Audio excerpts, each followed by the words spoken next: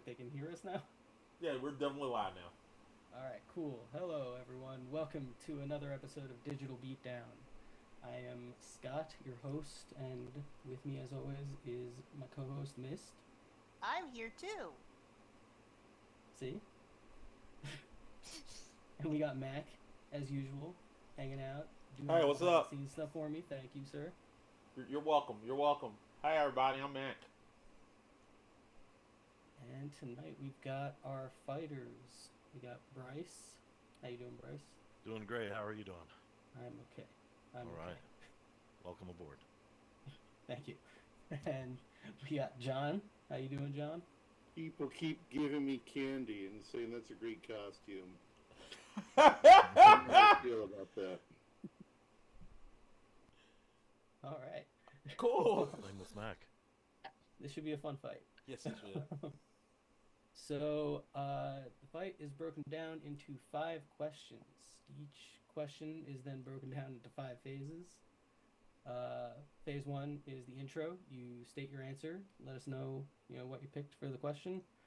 Phase 2, lay it out. Declare your answer. Lay it out for a minute with no interruptions.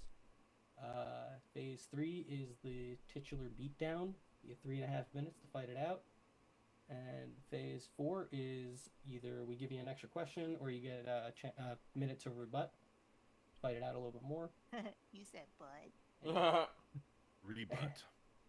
And phase 5 is cleanup. We do fact checking and we tell you who won.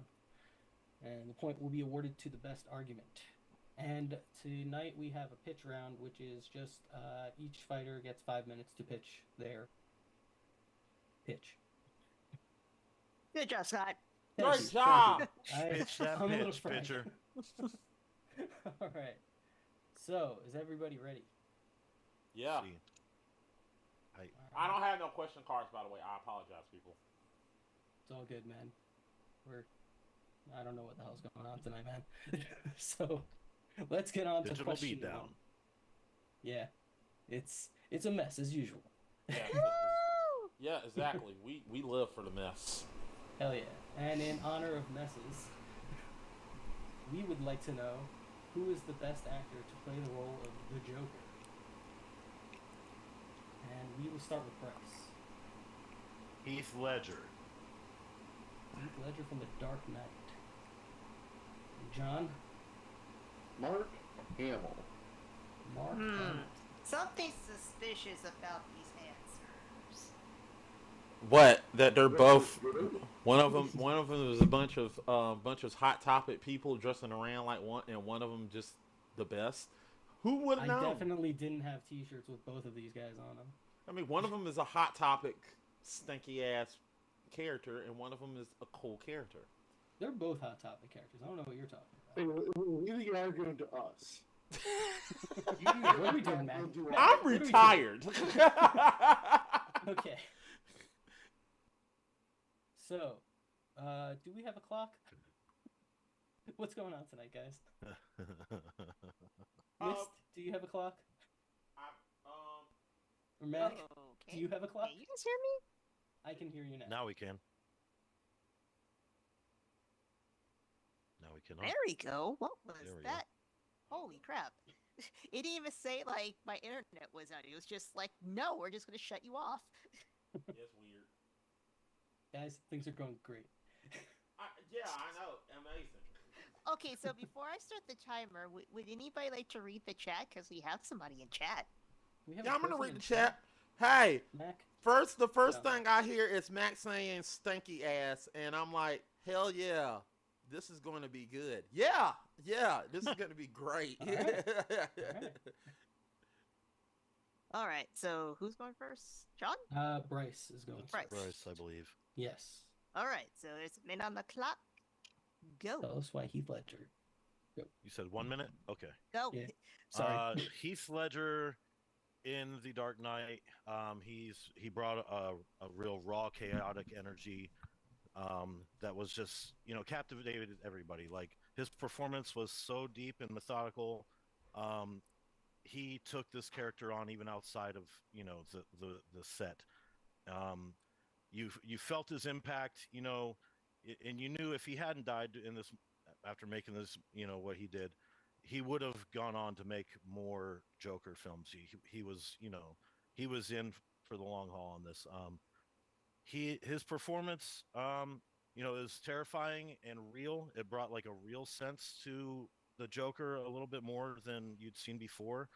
Um, he's, just being able, just real psychological manipulation with everything and the live action cinema of it all.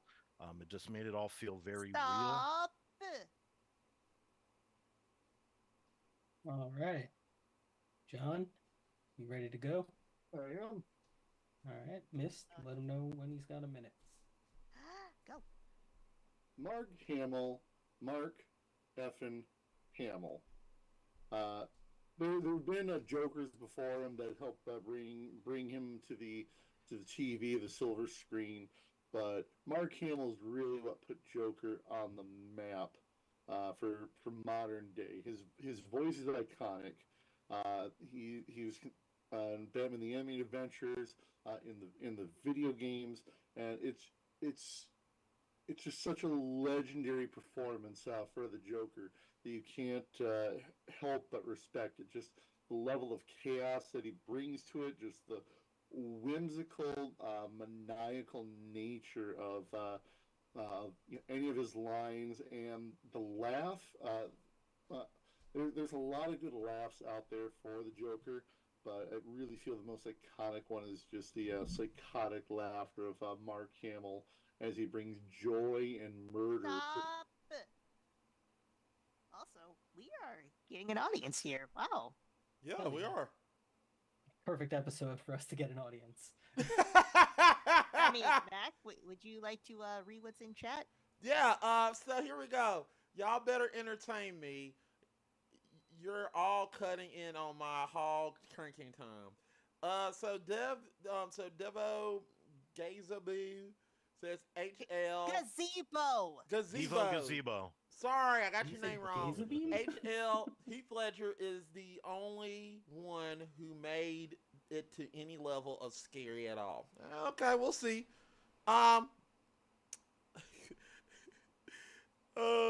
I'm surprised no one picked Jared Leto. You know he knows everyone's favorite. Yeah, okay, Chris. I like Jared Leto. Leto burrito. There we go. What world do we live in? Yeah, that is true. Leto burrito. Okay, are you guys ready to fight it out? You better believe it, partner. All right, I hope so. Mist, you got the clock ready? I absolutely do. All right, let them know when they can go. It's 3.5 minutes, right? Yes. Okay. Go.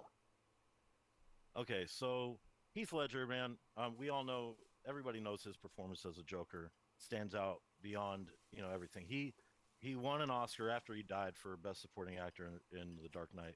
Yeah, pity Oscar. I doubt that, man. If he was alive, he would have got another one for the next one, and the next one he did whatever, however many movies he did after that. He, out of any actor that's played the Joker, first we're just going to say, the live action over the animation, it hits differently. It hits harder. It's more relatable. But with Heath Ledger taking it to this role, it's much more darker. It's more real, and it's more relatable. You know what I mean? And I think that's why his character and the way he portrayed it. I mean, we all remember the line, why so serious? And it was just delivered so well. His face, he had the smile, man, and that's what it comes down to is how good can you get that smile? That's a big part of it. It's not all that it is, but that smile, and you can't really see that when you're seeing the animated guy voice him. You can't see the smile. It's on his face the whole time. You see it on the cartoon, but you don't see it on a mile wide. This character, but you don't see that in the animated, in the animation. So right, because it's animated. We're not just talking about if we're talking live action Joker. If we're just talking about Jack Nicholson would have beat Heath Ledger for days because he's the one that brought he's the one that made the Joker absolutely amazing in a live role. He took Mark Hamill and brought him to life. Inspired the Joker he kept that came after him. That kind of comicalness about him. Mark Hamill, yeah, and Mark Hamill was great. He was a great voice actor, but how would He's a he have phenomenal done actor, being too. He's a great in doctor, if which we is what put him in knocking the the Dark Joker. Knight? If we put him in the Dark Knight, how do you think that would end up? You But know, I mean, do you think he would have got an Oscar? I think if you swap their roles, I think Heath Ledger it would outperform if he's doing Mark everything Hamill that Heath Ledger versus had to do, Mark Hamill he would have doing a put live action. an awesome performance into it. But once again, you're talking about different roles, and that Mark Hamill inspired countless other Jokers. All Heath Ledger's done is just inspire, as Mika said and spoiled it. Just hot topic costumes and parodies. Like if you saw like any kind of He scene, brought like, he brought he brought they seats. imitate, they He mock, brought butts in they the mock seats Heath Ledger, into that movie. Joker, but they try to imitate, they try to personify what Mark Hamill brought to the table with new Jokers. But Mark Hamill was more comical. He had a little more of a comic relief to it, more mischievous, kind of lightheartedness about it, but also Just trying to criminal. murder But a whole city so with, that like, and that's why with Heath killer Ledger's portrayal is that much better because it brings it to a more real level. With just the way he causes anarchy everywhere he goes and the psychological manipulation really stands out, and the character and the psyche that he portrays, in every scene, it's outstanding. How many other times have they put that And Joker stop. All right. Interesting arguments. I got a question. I want to see if this You got a works. question. All right, good. So what particular thing? Because every Joker, it doesn't matter which one. Every Joker has a particular, even the worst one, which is Joaquin Phoenix and Joaquin Phoenix. It's Jared Leto. It's What are we Joaquin. talking about, Mac? Have you seen Come on. Joker 2? I haven't, but like it can't be. I'm sorry. Can't be. There's no way. It's not. I don't believe it. Anyway, Is it not. true? He's Anyway. following the herd. You see, every doing Luke Joker, Skywalker. even though every Joker from Cesar Romero to the present Joker right now has a laugh. So, what particular scene do you feel like your Joker their laugh just feels like it came right out of the comic books? Is that a bad question? No, it's not bad. Okay. Like, I want to know what like, it's just like this haunting. What was this thing that really Like, got what's the you? best laughing scene? What is right? the best laugh? Where it's just like, wow, that's Joker. Alright, I'm let's giving start with somebody Bryce. an out here. If you pick it, you win. I'm sorry. You said it's on me. Yeah, go ahead. Yeah, we're gonna give it to you first. If you got one. Well, yeah, it's like when he's kind of doing the where he's like walking into like a boardroom or something. It's been a while since I've really keyed up on it, but he's coming in with this like slow, deep kind of menacing laugh, and he's there's just like a bunch of guys in suits I remember sitting around, but he's just like With the mobsters, just coming in right? with that kind of like almost Jack Nicholson, you know what I mean, but like a little deeper and darker. Yeah, that one stands out a lot. So you're talking about the scene with all the mobsters? Yeah, Like, yeah, with the pencil? yeah. They're like sitting around like some Yeah. tables and just kind of like in a group of guys in suits. Yeah, like you maybe you recall what I'm talking about. But I think yeah, I remember what you're talking about. Yeah. All right, John. They're kind of like sitting around watching the TV. You know what I mean? Like there's like a Yeah. Yeah, like, that's a good Batman one. or That's a something, good scene. I think. Yeah, I remember which one. That's the one where he makes the pencil disappear. Okay. Yeah. Michael J. White? Yeah, no, that's not when he kills him. He doesn't kill him, but he is in No, that scene. I knew that. Yeah, He's there. yeah. All right, John.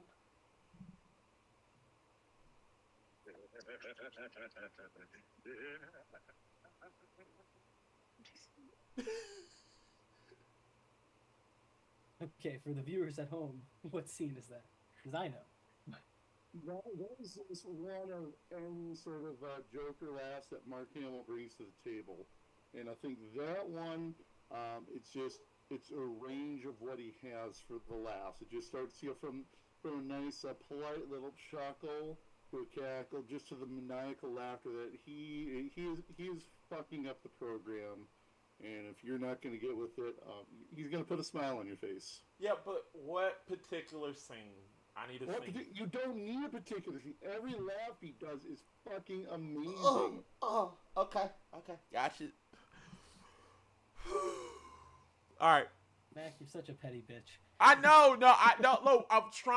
I'm doing this because this will give me who I'm gonna pick.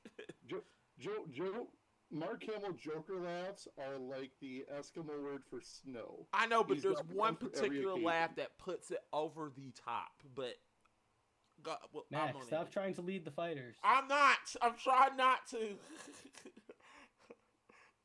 Okay. So that brings us to fact checking. Do we have a fact checker tonight? Are we doing facts? Yes. I don't even It's I'm you, not isn't it? No, it's me. Which I'm not exactly sure what to fact check here. How's that laugh? Is that factual?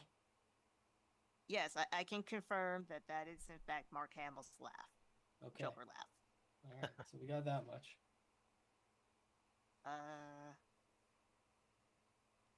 Computer, come on now. There we go.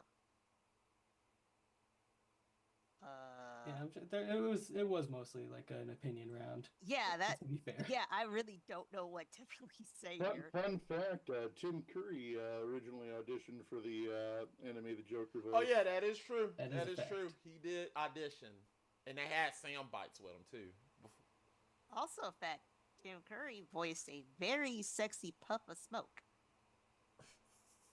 Hold on. Fern What? Fern Gully. Oh, okay. Oh, okay. Golly. Wow. That's right. The villain of that movie was a puff of smoke. Yeah. I want to Killing know how rainforest. Tim Curry would have sounded as Frieza. All right. Stupid monkeys. Oh. All the monkeys. Oh, the Okay, monkeys. Mac, we're gonna start with you because you want me to clearly start? have. Yeah, we're gonna start with you because you clearly have Okay. Have opinions. Things to say. got opinion. All right. So, going into this, Mark Hamill is the most iconic Joker of all time.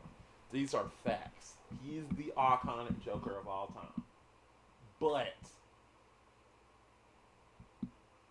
he kept hitting. But here's the thing: Bryce kept hitting me with facts. In fact, it is true. Heath Ledger literally got an Academy Award for playing the damn part. He's the movie. Without him, I make an argument every time that without Heath Ledger, The Dark Knight is not a great film. With Heath Ledger, he makes the film better, essentially.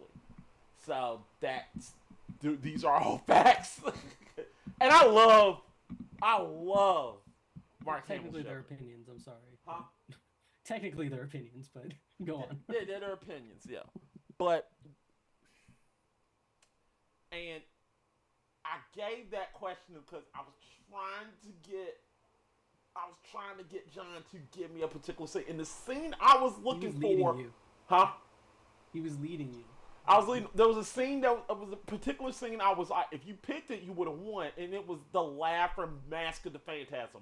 That Mask of the Phantasm laugh is more scarier than anything Heath Ledger did. That laugh is so gut-wrenchingly scary because he knows he's gonna die, and he just laughs for like a whole he laughs. You can hear him laugh when he disappears. It's just haunting. So because you didn't pick that, I'm going with Bryce. Sorry. That's cold. Sorry, Man.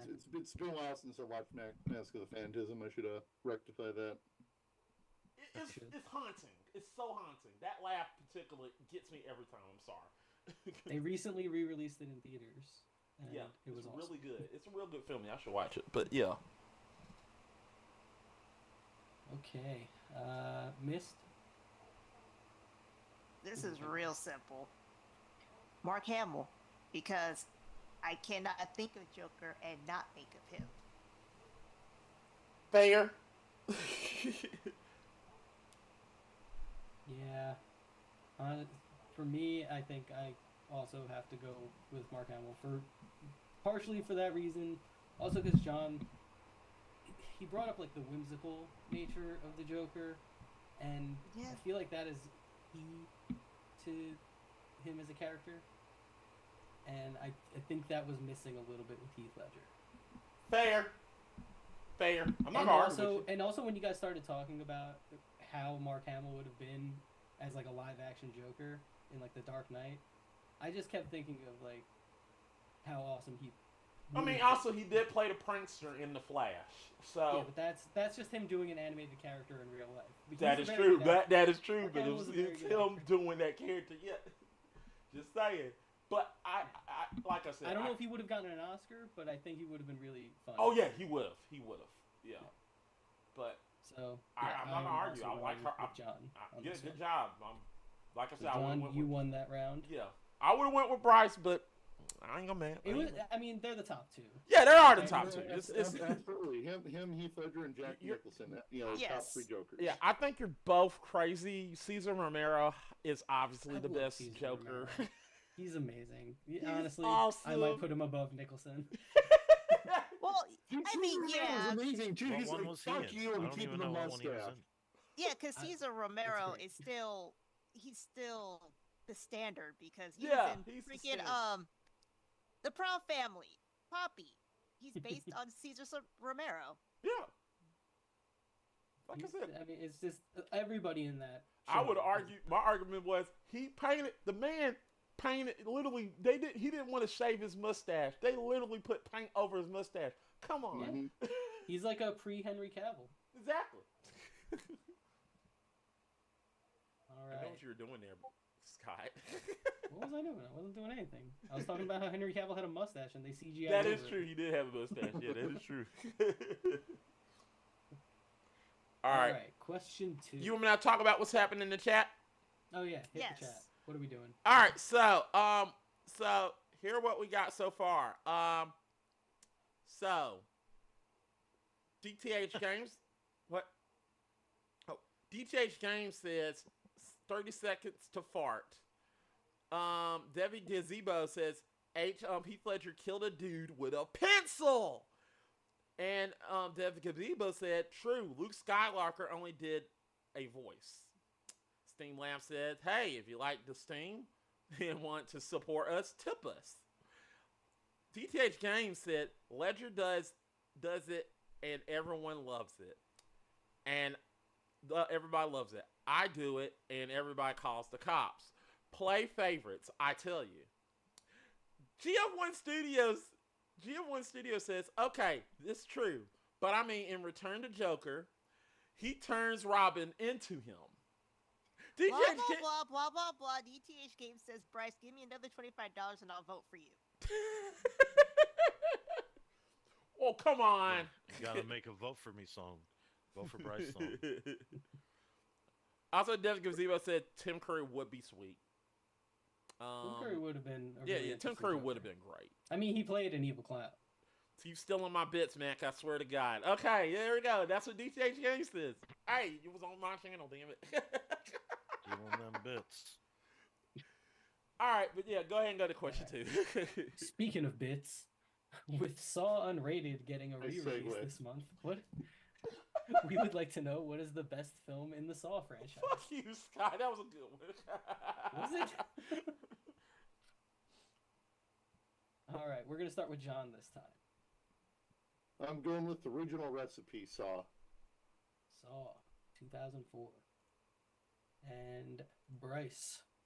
I'm going with the extra crispy part 2. Saw 2, 2005. How did they make that movie so good? They Just made got one a long camera movie. Split it up. and got paid to put this. I mean, there's so much stuff that goes into making a film, Scott. I'm aware. Yeah, I know. That's why I'm questioning how they did it so quickly. people. There were no special effects. It just straight up murdered people. Yeah. Hey, that's one way to do it. Yeah. Or, cocaine. Yeah, Donnie Wahlberg's been dead since 2005. All right. Well, Donnie Wahlberg won't be on the show. Yeah, because he's dead. Miss, do we got the clock ready? Mm-hmm. Yeah. All right. We're starting with John. We're starting with John. Yes. John, tell us why Saw is the best in the franchise. Go. Honestly, before Saw got into all of the traps, it was more about the story. Just all these interlocking pieces, like a jigsaw, mind you. Woo! But you find these two guys trapped in basically a big bathroom. They're trying to figure out what's going on. There's a body there, and they're slowly figuring out how they're connected to each other. The intrigue, this whole devious thing that Jigsaw set up for them, and just an iconic movie moment of them sawing through his foot. They can't saw through the chink, but they have to saw through their own foot, and you're sitting there in that moment, like, oh god. If you're like me, kind of think and imagine that moment, like, I could not do that. I would just straight up die. And I think it's that familiarity, just that visceralness, and the overall story that focused on telling a story that made it good. That's Not gonna lie, my phone scared me. Because we're talking about Saw. All right. Bryce, are you ready to talk about Saw 2? That's right. All right. Miss, do we got the clock ready? Yes. All right. Let him know when he's good. Go. Okay, so Saw 2, why it would be better than Saw 1, it expands the scope, introduces a wider characters, more traps, more complex narrative compared to the first one. The character development dives deeper into Jigsaw the killer, his motivations, his methods, just giving you a better look at his twisted mind and why he's doing what he's doing. It seems like this movie's jumped up the stakes, you know what I mean? With it just has multiple characters now, with interconnecting stories. Everything's just amped up to another level, making the audience, more invested in it. It's definitely got more improved production value. The first movie was a big success, so they were able to up the budget for the second one, And creating stop. more. Yay! You guys ready to fight it out? You. That's right. All right. Miss, do we have the clock ready? Yes, we do. All right. Let's get into it. Well, a couple things I didn't get Whoa, to finish with. Whoa, Oh, whoa, we whoa, didn't. whoa. Sorry. You I said was we're gonna gonna do it. I did kind of give me the go. I'm sorry. Go. Okay, I had like one more point to make at the end of that. It just kind of builds more twists and turns. The ending's a lot more shocking, a lot more plot twists being with everything engaged or interconnected. So that the twists and turns of it all kind of was up on another level as well. But with everything I said there, that's what actually makes the it. problem I have with the Saw movies, that now they're trying to up the stakes. You constantly are trying to one up each other, and honestly, I compare it to I compare it to a failing marriage. The first time it's great, that you're happy. Okay, here's this brand new movie. Saw, everything's so fresh and so new.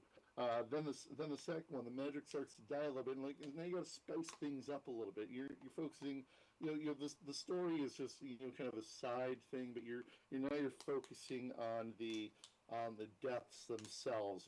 It's okay. Now we're gonna role play. You be the sexy janitor, and I'll be the teacher that left their paperwork at home. And With Saw 1, you're going to whatever deviant paths you can just to keep this movie marriage alive. Saw 2, well, yeah, when you get to the later Saws, yeah, of course they get watered down, and after the third one, they're just, whatever, they are what they are. But the first 2 or 3, those were the best in my opinion. But the the first one just had too many plot holes. There's inconsistencies in people's stories. The acting and dialogue wasn't very good either. It was just kind of sometimes just a little off, a little If like it was so bad, how come it got a sequel right away? Well, that's because it leaned heavy on the shock value over substance. And what Saw 2 did was added Lean more more into the shock substance value. and more shock value. They bumped And it both of wasn't them even up. supposed to be a Saw movie. It was a script called The Desperate that he couldn't even get a green light on until Saw did so well. The And first like, Saw, oh the first shit, Saw Henry, I got a movie. Hold on, guys, I got a sequel here. was It's a movie compared called The to Desperate being Great Saw 2. Here you go, guys. the first Saw was compared Two. to being a cheap 7 knockoff. It was a cheap imitation of 7, and it just wasn't. It was good. Like I said, the shock value over substance. The plot holes left it thin. The second one expanded on all that. It interconnected stories, gave you more twists that made sense. And it had a fucking pun at the end of the movie. And they had a lot of. I'm all for puns. I am all for slasher killer puns. But the whole use in a safe place, and then the kid's in a fucking safe. Fuck you, Saw 2. Shove it up your fucking ass and die with that little oxygen thing you used to keep the kid alive. I wish the kid was dead. I don't know. Maybe he died in the third one, but either way, my point is that everything that Saw 1 did that people liked, Saw 2 did better. And they even did stuff better that the first one did not do well. Like I said, with the plot and the stories and everything interconnecting, higher budget gave them better kills and better machines and traps and intricacies and writing ability. And overall, just a better movie. Kills, better acting was better. Dialogue scenes were better. We kind of branch out a little bit more out of this one bathroom. And stop. What? One bathroom? Boy. I got another question, actually. I have a question as well. You want to hear mine first? Let's see. Maybe we can both answer. I'm wondering if we got the same question. What's the best trap? Yep, that was my question. Damn it, we're thinking alike. That was the first question I wrote down too. You were about to say the same thing? I did have that question. I had that in my head. What's the best trap? I was going to think, like, what is the best trap? Alright, so, John. No, I think it's the one I've been just mentioning the whole time, where you're, they're just given the saws, and he gives the option, and you realize that we can't saw through our chains, we can't saw through this metal. It's a bone saw. We can only go through our feet, and that's just such a fuck you of realization that it's honestly one of my favorite horror movie moments in all the Saw franchise and anything like that. Just it comes down to such a personal choice of visceralness. Solid pick. All right, Bryce. The best trap from Saw 2, I mean, the most memorable one, obviously, like, probably sticks out to most of us just because it was really intense to watch, was the needle pit. Damn it! Where the girl had to jump in to the needle pit to get a key or something, to continue to survive. So that one always sticks out to me. That one was just really hard to watch, even though it's a movie. You know what I mean? It's like it was still really intense. And when don't you find out she was like the one in the pig head or whatever later too, which is adds another weird layer to that whole scene when you like finally finish it and go back and realize everything that went down. So it's the needle pit. Oh, another solid answer. Post solid answers, both great answers. Yeah, yeah. Oh man.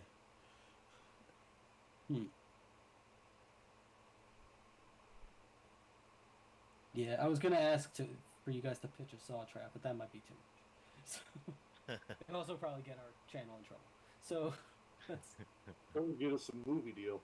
Yeah, we could be like Chris Rock and make our own Saw movie. You will not let me make a Jackass film. You want to make a Saw film? Who's Bullshit. stopping you from making a Jackass movie? Go ahead.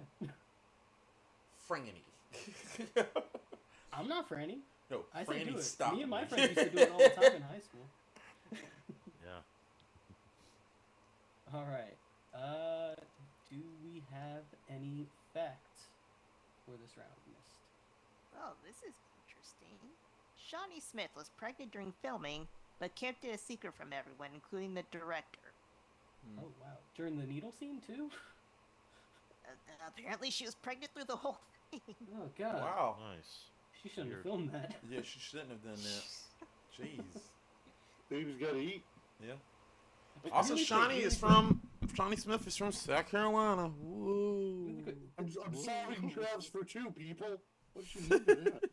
the Right. first Saw had a great cast. Bryce kept talking about how bad the acting was in the first Saw. Danny Glover, who we mentioned before, Yeah, Danny Glover was in that was film. in the first Saw. Yes. And so was like a couple cast members from Lost.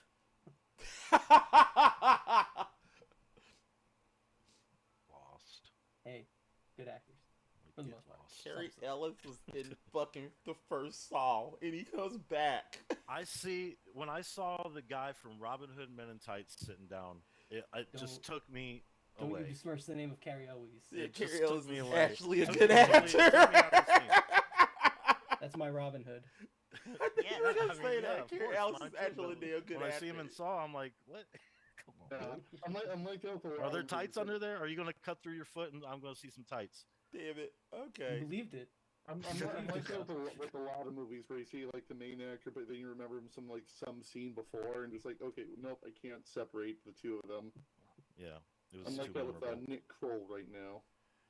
Oh yeah, he's trying to do like serious acting now. Mm-hmm. And all I can think of is just like, hey, it's me, Coach Steve. Right. I'm gonna make sick and you warm. All right. So, Mist, I think we will start. Or did you have more facts? Or did we have facts? I'm so lost tonight. I'm not gonna lie. Mist, save me. Saw 2 was filmed in 18 days. Nice. Okay. Or not Saw 2. Sorry, Saw was filmed in 18 days. Okay. 18 days. Pretty short. I mean, I can see that. I can see why that It's was filmed mostly in in one 18 days. location. Yeah, I can see it. Probably had Danny Glover for like 2 days. Yeah.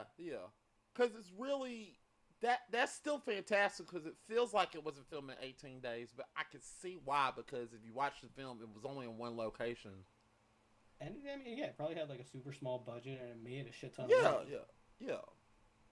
That's why I gotta see it. Miss, Yeah, Miss, if you I got a look at question. that tracks. Other movies like Halloween, shit budget. Right. Terrifier had a low budget, and now they've got the third movie out with Beating Joker too. crazy shit. Yeah. Miss, I got a question. How was the budget? Oh, for which one? Saul, I'm just curious. What's the budget? So, It was a lot? hold on. Oh, I'm sorry. Ooh, is it gonna tell me? I'm gonna guess It had to be in, 1.5 million. I'm gonna guess Taco Bell. I'm gonna actually guess 1 million. Going under, huh? Oh, Scott, you were 1.2 you were million. yeah, between 1 and 1.2 million. Wow. Okay. That's still low budget. Very And low, then yeah. Saw Yeah, 2 yeah. was For 4 a Danny million. Glover movie, very low. Still low budget though. It's still not a lot of money. They didn't give him a lot of money, so yeah, that makes sense why it's spending It 18 was days. an indie movie. It was made by 2 Australian filmmakers. That's fair. James Wan, who has become like a horror icon at this point. Yeah, when you see his films make a lot of money. Well, this first film, Some Conjuring. Aquaman. All right, who's first? I guess we can start with Mist since All right. she was doing the fact checking. Who do you think won? I'm gonna go with Saw 1 because, yeah, that's I mean, yes, the needle scene, that's a very visceral thing for me. But when I do think of Saw, I really do think of the opening scene. You're trapped in that room. Like that was my introduction to Saw, was that. So yeah, Saw 1. I guess I'll go next, since we started with Mac last time. Yeah, I think I'm also going to go with Saw, even though I think the traps in Saw 2 got me a lot more. I mean, obviously there's the whole idea of escalation in the sequel, but the twist in the first one still hit harder. You know, where Jigsaw stands up at the end of it. And I do, like I said, I do think that, I honestly think the cast is a little bit stronger in the first one. Even though Carrie Elwes is a weird choice for that lead, I do think it all works. So yeah, I'm gonna go with Mac. What do you think? So at first it was tough. It was like a landslide victory to John, but it got a little tough at the end because that needle, like Miss said, that needle scene was uncomfortable for me when I saw it in the theater. It was very uncomfortable. It was an uncomfortable scene. So but the safe place pun, that is rough. Yeah. That was a good one. There are a lot of good things. Like I said, I'm not shitting on Saw 2. Saw 2 is a great film. It's a great one of the better Donnie Wahlberg movies. Exactly. The only And his name, do you know his name in that movie, by the way? No. His name is Eric Matthews. The only for problem... For our younger audience members, that's a character from Boy Meets World. The only issue I had with Bryce was his argument. He said that it is when he said, and I quote, it's just a shittier version of 7, I kind of was like, nah, I gotta go with John. That was like, no, I seen 7. And can I interject? Huh? On behalf of Bryce, can I interject? Because Yes. I don't think that's what he was saying. He wasn't saying that it was a cheap 7 knockoff. He was saying that at the time when it came out, people said it was. Okay, yeah, it wasn't. Am I right, Bryce? Yeah. But it wasn't. 7 was. And also that was on IMDb. I love the movie. Oh yeah, no, I get it. I know you love the movie. I'm just saying 7 is just. He was just saying what critics were saying at the time. Right. Yeah. I disagree with that because I watched 7. We reviewed 7. I love 7. I think it's one of David Fincher's best films. But the way 7 is set up is it's all but different from Saw. It's way different. So with that, I just could not, in good conscience, pick you because of that. So I'm picking John. Again, Mac, that wasn't Bryce's opinion. Oh, I get it. I just couldn't. I wasn't gonna. I just that was. He was gonna do it either way. Yeah. He said it was a landslide. Yeah. It was that. Yeah. I'm just saying his argument didn't do it for me to beat down Saw. That's what I mean by that. His arguments were not hitting for me. You know. Fair enough. I get you. I get what you're saying. All right, so John, you won that point as well. All right, so you are up 2-1. Amazing stuff though, Bryce. I do love Saw 2 as well. Saw 2 is a good film. It's great. Okay, you guys picked the top 2. Yeah, you picked the top 2. I actually would have picked. I mean, I picked Saw 1 originally, and it was already taken. I would have, if I was fighting, I would have picked 3 because I love 1 through 3 is great. I say 1 through 3 is great. The third one is. I barely remember 3. I actually noticed when he sent me John's answers, I texted him back. I said we both picked Saw 1, and yeah, you know, like if I didn't catch that, we would have both been here arguing Saw 1. Saw 1, that would have been interesting. It would have been interesting. It would have been a tie. Yeah. But I would hope so. Actually, no. Best argument would have won. Right. True test of the argument. Yeah. Well, man, had to put that in the rules. Mac, what's the chat saying? The chat is just DTH Games sitting there saying, so I could raw dog all day during filming. That, he said, Shawnee Smith could. Oh. Yeah, I felt like there was some context missing Yeah, yeah. there. So she could raw dog all me. Okay. Anyway, and then he Yeah, said you, two. you got to read more than just the most recent I comment. understand that, but You I'm gotta look reading past Yeah, this. yes, we know you could too, but that's not what you said. $1.2 million, and I could too, and I would. Okay, that's what they're saying in the chat. Let me go see what they're saying in the YouTube chat real quick. It's probably nothing, but let's still check it because sometimes some people be creeping around in there. And they're saying nothing. So, yeah. Gotta check it from time to time. Thanks for being with us, Chris. Try me, I'll raw dog all of y'all. Okay, well, good for you. That's just gross for you. All right, let's move on to question 3.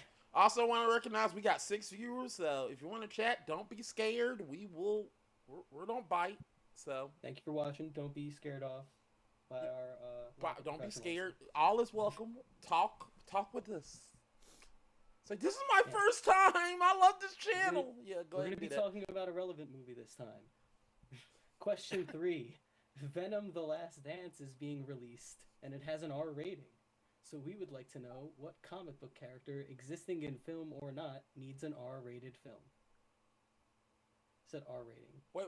That was my question to that? That was your question. What Yes, did you that think was your question. Okay. I read your word. I read it verbatim.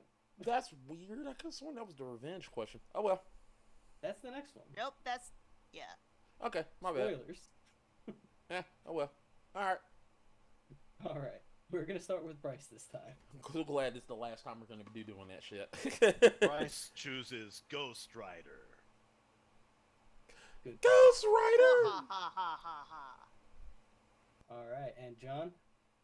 The main man himself, Lobo. Wah ha ha ha ha. Huh, I like these Lubo. picks. How Lobo can you go to? Sorry, I said Lubo. You did. Yeah, This is Lubo? Yeah, That's yeah, what- don't that's think what- I didn't notice that. You did, in fact, say that. I did, That's what and we I call meant him. it. Lubo. Lubo. That sounds like the porn parody. What's your name, Yeah. boy? Lubo. Starring Peter. Oh, that's funny. Okay. Miss, do we have the clock ready? Yes. Okay. Bryce, are you ready to go? Indeed. All right, Miss, let him know. Go. All right. Ghost Rider needs an R-rated film. Here, we've seen Ghost Rider, so we know what he's about a little bit. And everybody wants it to be R-rated. We want a little bit more. His gritty supernatural theme, dark backstory makes a good candidate for it. His fiery spirit and graphics really kind of pushes that envelope on the visual effects and horror elements. His constant struggle with morality and vengeance can kind of lead into more complex and mature narrative and storylines to explore. And like I said, we just want to see more from Ghost Rider. We, and if we're bringing, Nicolas Cage back, of course we want to see him in an R-rated version of this. But yeah, just his supernatural theme, the dark backstory, coming from hell, he's already on fire. We can turn that into a much more graphic kind of Stop. horror movie. All right. John, are you ready? I am. Miss, tell him when he's ready to go. Hey kids, do you like violence? Do you like shoving 9-inch nails under your eyelids? Well, guess what? We got Lobo. Lobo the last Zarnian. He is the last of his race because he killed the rest of his race for a science project. He gave himself an A. But that's what we need. We need stupid, good, fun violence that only Lobo can bring. He is a bounty hunter by trade.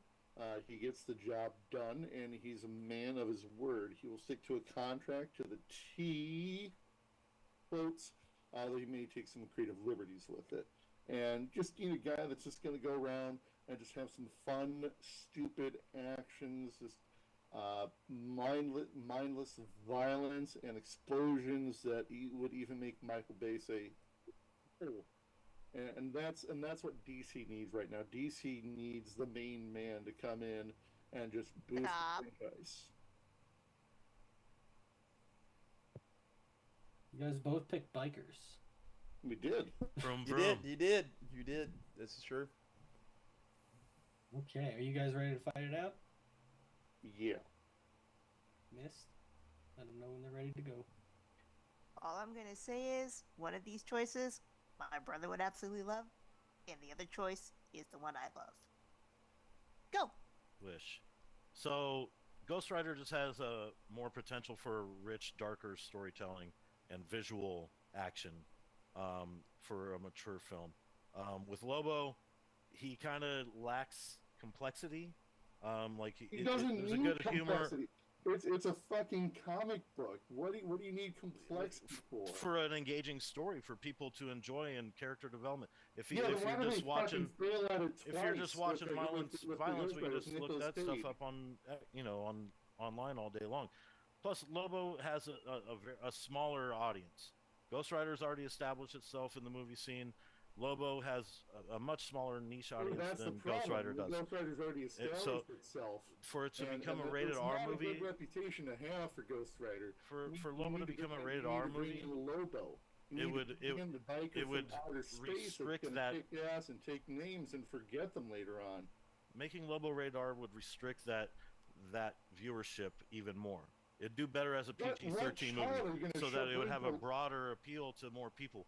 Because there's just not enough complexity or depth in the story or the character to engage adults. Or there's that D word and C word again. You don't need those with an R-rated. If you're making an R-rated movie, you want adults to show up to this movie. You're gonna have to keep them engaged. People, if they're just watching mindless violence with no story or no hook or no resolution, they're not gonna stick around. They're not gonna. That's why Deadpool only got one movie. Oh wait, it fucking got 3 of them. That's different because that's funny and that's cleverly written. They have more depth on that character. And that's what Landor's gonna do. And I'm glad you brought up Deadpool because I was gonna do it because I was gonna compare this. He's the funniest Zarnian I know. Lobo would just end up feeling like a Deadpool knockoff, is what I was going to say. No, they are. Yes, Deadpool, and then it seems like now we're just competing Marvel versus DC. Who's got the most offensive, superhero? Where Ghost Rider has a more complex story, it wouldn't feel like you're just trying to knock off of Deadpool. Ghost Rider, just more complexity of the story, more visually stunning with his own character. His character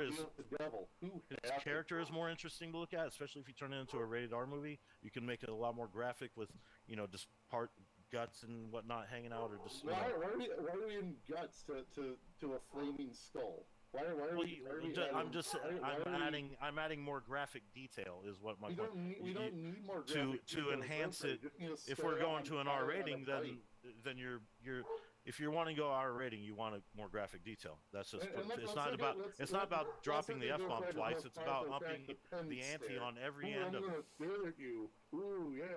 It's not about saying the F word twice and then we got an R rating and we'll call it Lobo. Right in the eyes, like cold, dead. Skull eyes and make you wish oh man, they're doing this again. God damn it! Now Lobo's doing it again. They're trying to do a Deadpool. We've already got the rated R guy, and he's holding it down. But there's just not a big enough audience. They already have R-rated people for the Marvel universe. It's DC's turn to get some get an R-rated. Stop it.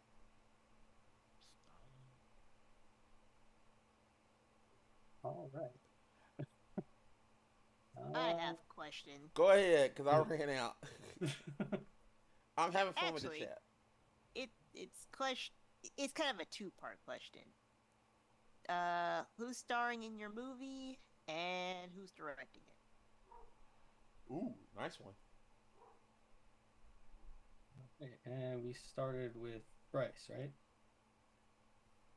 Yes. Did we? I think so. Yes. Yeah. So.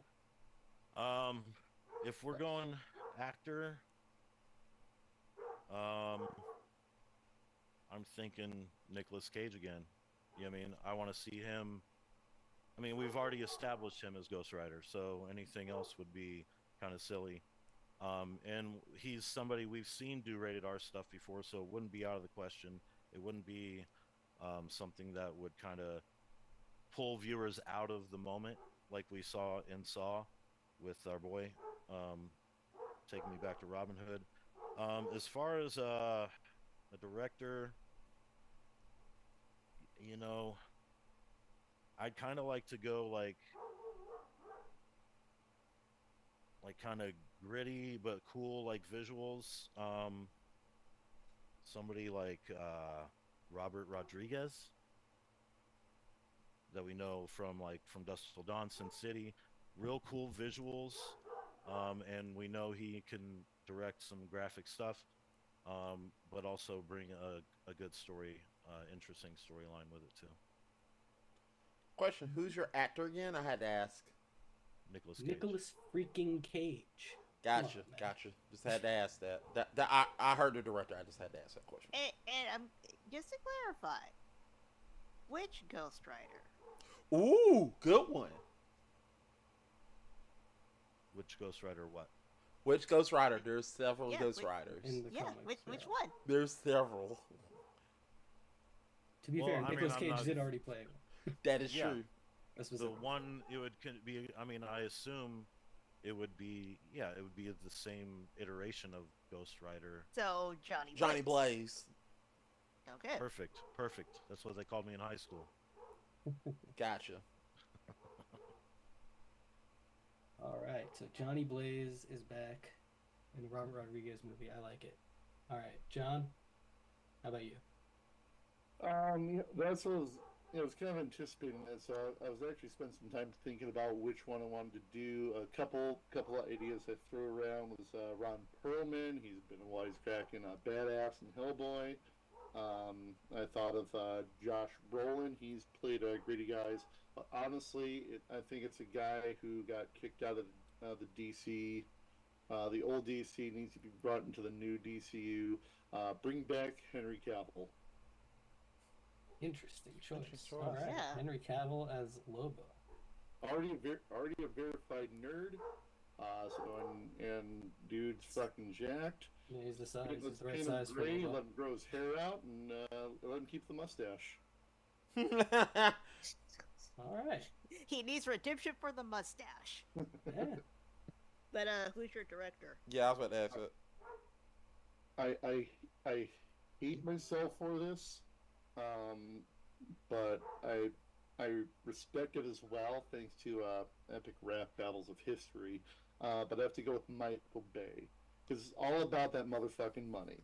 Oh, And God. anyone can do. God. And I brought him in the God previous one. damn it. The argument too to make him jealous.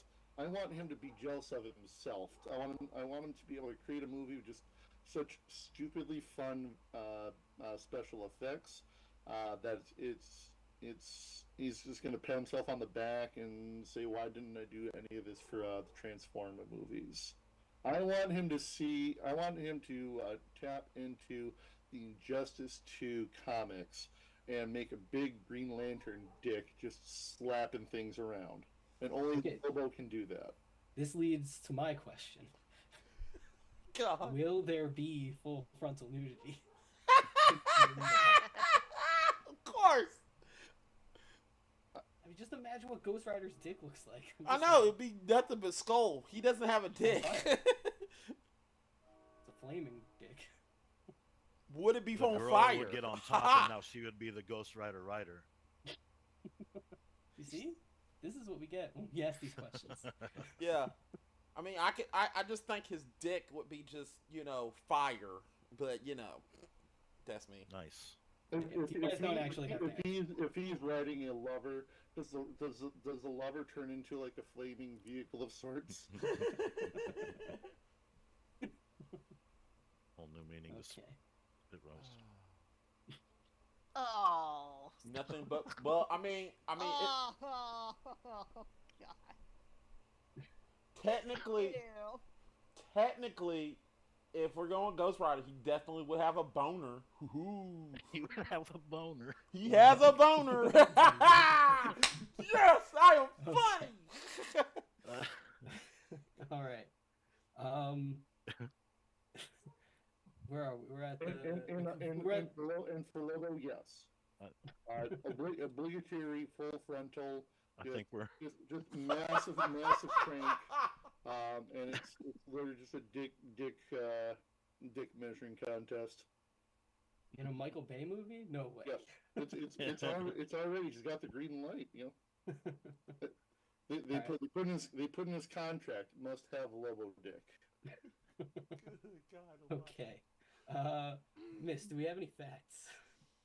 Just to clarify that there is, in fact, more than one Ghost Rider. There is Johnny Blaze, Danny Ketch, Alejandra Jones, Robbie Reyes, Michael Badilino.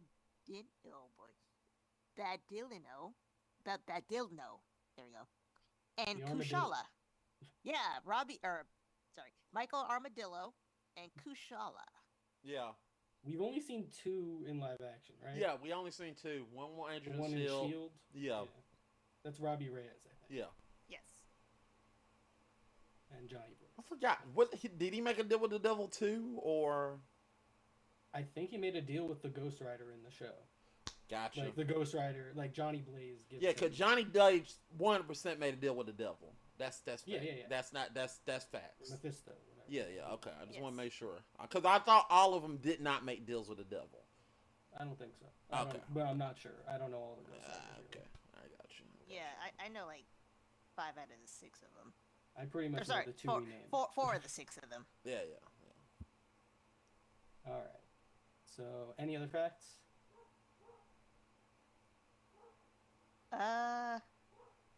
Well, based on what I said before we started this round, the one I like is Ghost Rider. The one my brother likes is Lobo. Interesting. Okay. So I guess I Also, will... Lobo was a villain at first, and then they turned him more so into an anti-hero. More of a Yeah. Yeah. Which technically they're both anti-heroes. Technically, Yeah. yes. Technically. Yeah. Yeah. That is true. I mean, Ghost Rider is, like a demon. By definition, he is more anti-hero. Yeah, I mean, he does good things. yeah.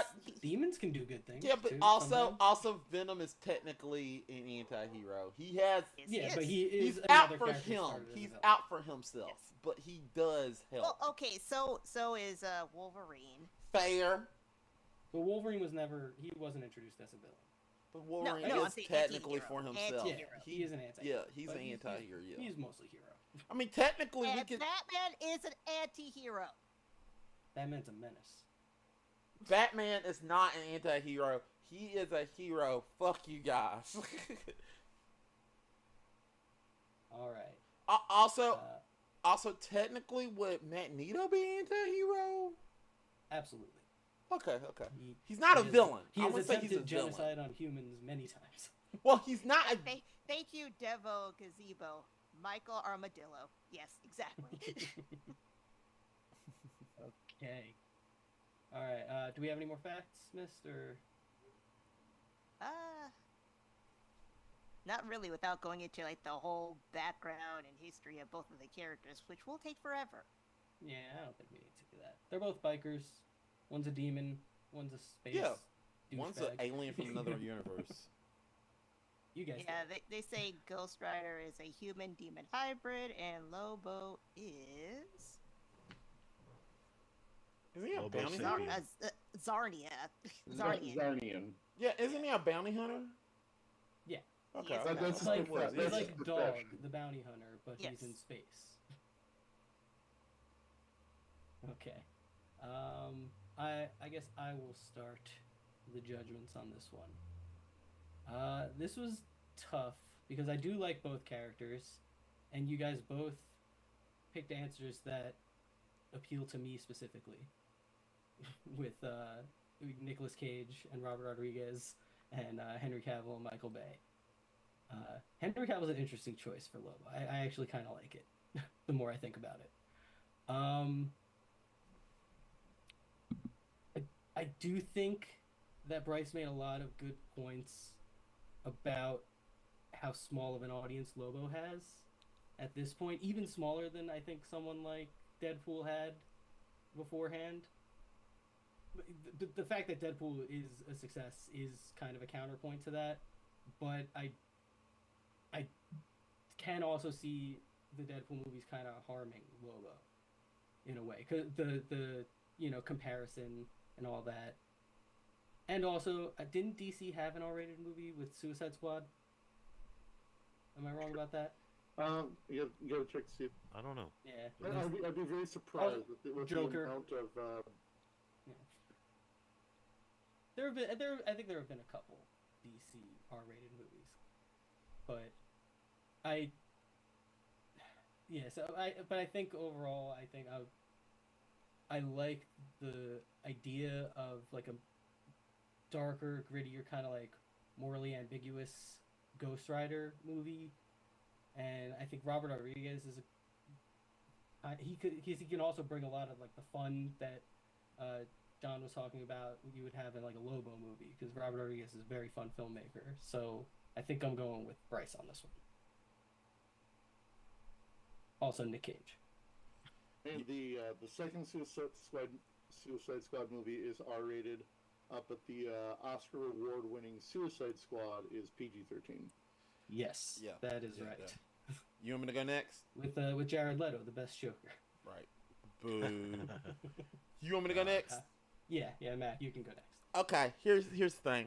I like both your picks. I like Lobo, and I do like Ghost Rider, and they both do in going comic book. Well, I'm gonna be honest. Both of you are wrong. Let me be honest. I'm gonna state my facts. Both of you are wrong. It's The Mask. The Mask should get an R-rated film. But besides that, this is the thing. I feel with both of these are both great answers. Lobo, he needs it. Ghost Rider, and we haven't seen a Lobo film, but we've seen Ghost Rider twice, even in the series. And I feel like Nick Cage, particular Ghost Rider, needed that R rating, but they wanted to make it PG-13 because they wanted to get the kids involved, I guess. But it needed an R-rated film because it does get dark. That film does get dark. And I thought Nick Cage was a good Ghost Rider. And Bryce, your pick of a director, Robert Rodriguez, he is damn good. He's good at making. He's good. He's a good comic book director. He took Sin City and made it a good comic book film. One of the best, if not one of the best comic book films.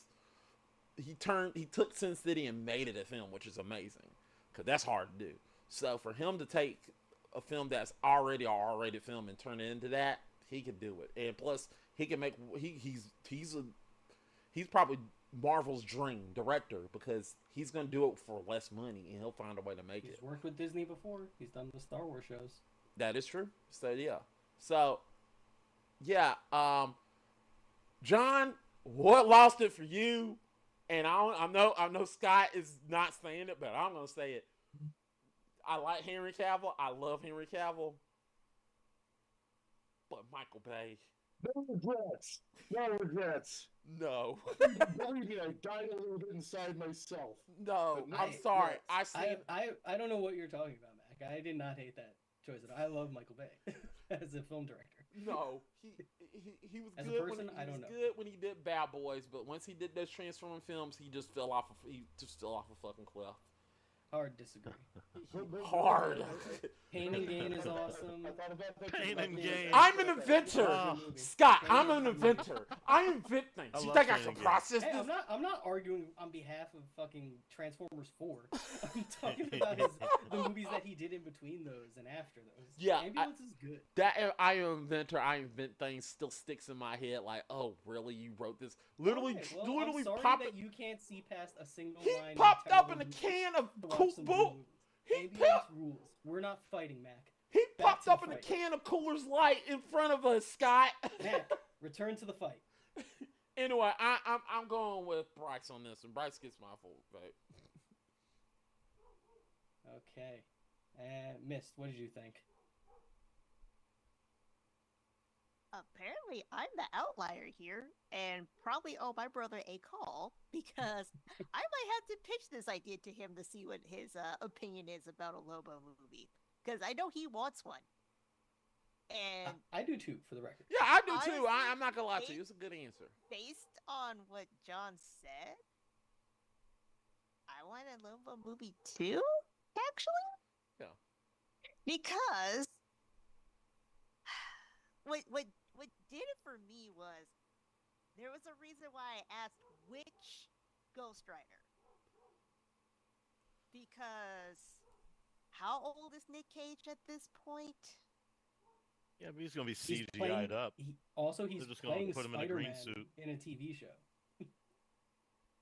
Okay. Just put him in a green suit. I would have rather you said that Nick Cage played a cameo and passed a torch like it was passed to him. Interesting. Give the other Ghost Riders a chance, because there's 6 of them. Honestly, Robert Rodriguez doing a Robbie Reyes movie would be Robert kind of Rodriguez That could. honestly, when you said Robert Rodriguez, I'm like, why didn't you say? I can see it. That I would can see work. him doing this damn film. I got blinded by the Cage of it all. I didn't get blinded. I got blinded by Robert Rodriguez. I was like, yeah, he's. I And got see, blinded by I it. can see I- him if Nicolas directing Nicolas that Cage had film. showed up in Deadpool 3, like people would have lost their minds. Yeah. I was not blinded by either Like, one because I'm cameo, like, yeah. that those are good choices, but there's a better one. Now, I'm not even saying that I fully agree with Michael Bay, but I would rather see that than another Nick Cage, Johnny Blaze. Where are we gonna go with this if he's not passing the torch to somebody else movie? Fair. That's fair. Yeah. I get it. I get your point. Yeah. But Yeah, once that- again, that's you're a- all that was wrong. a solid punch up, I gotta say. Yeah. But once again, you're all wrong. It's The Mask. I don't even disagree with that. I actually would like to see a rated R mass movie because Yeah. I just that- feel like that- it would be so Violent- hard to it's a top. super violent. It's a super comic. violent comic. Like, I want to see the challenge of them making an R-rated film. That would be super fun to watch. It would just be so hard with the Jim Carrey version already out there and being so big. But like, did you read? it would like, just be Bryce, hard to like But did you visually. No, read- no, I didn't. And the comic. most of the people Yeah. that saw that movie probably didn't No, see the comic. the And comic gets. most of the people that will go see the next Mask Yeah. probably won't read the comic, and then But- therefore will be turned off by this new Mask that they're No, they seeing. won't. Because I'm telling you, I would love to. Here's my thing. I would love to see The Mask directed by Robert Rodriguez. I think he could do that. I Ooh. think he could do it. Yeah. He could do that. He Also, could we do that probably and make need- it R-rated. Was Spawn rated R? I don't Yes. think it was. It was. it? I don't. Was the first one rated Was R? it? Yeah, I think it was. I guess there's It only been one. was. Spawn was rated R, I believe. Also, the Okay, then series Spawn, was Spawn needs a MA. redo on that rated R. Yeah. Also, the series was mature adults. It was on. It was on fucking HBO. Oh, I have it. I have the Steel book. I love Spawn. Oh yeah, I love Spawn, but it's R-rated. The comic is stupid. It's super violent though. Yeah, it is. Okay. Point to me. I mean, so Yes, so is Point to Bryce. Yes. so I mean, Teenage Swish, Mutant Ninja finally, Turtles on is the also board. a violent comic. Like the original origins of it is super violent. Right. They're ninjas, and they're teenagers. Both Depends very on where you violent. are, because if you're in England, no, they're not. Oh shit, I'm wrong. You could have. Yeah, you could have picked Spawn. It's PG-13. Holy shit. That makes more sense because that was not. I'm nearly still as violent amazed as that it was should. PG-13. What? It's a different era. It was. Wow. How are the Dark is PG-13 and they showed tits in that one? Yeah. Nice. Speaking of tits, on to question 4. Oh, you would read. You would read. It what has tits nothing are- to do with tits. Sorry to disappoint. No, it's okay. Everything has everything to do with it. So, yeah. So, DTH Game said Michael Bay swoops in low telephone, no Bruckheimer. He works solo. If there's anything we've learned, bitch, this game is about motherfucking money. Motherfucking money! Got them socks made of silk money. Also, DTH Games want John Bernthal as Ghost Rider, the Frank Ooh. Castle Ghost Rider in particular. Wolverine just Okay. there for the beer. Batman is a hero. Thank you, Chris. GF1 Studio says you're goddamn right. Batman is not a very good hero, but gosh darn it, he's entertaining. That is true. Batman is 1%. is the 1% eat the rich. That's right. The Gazebo. He's right.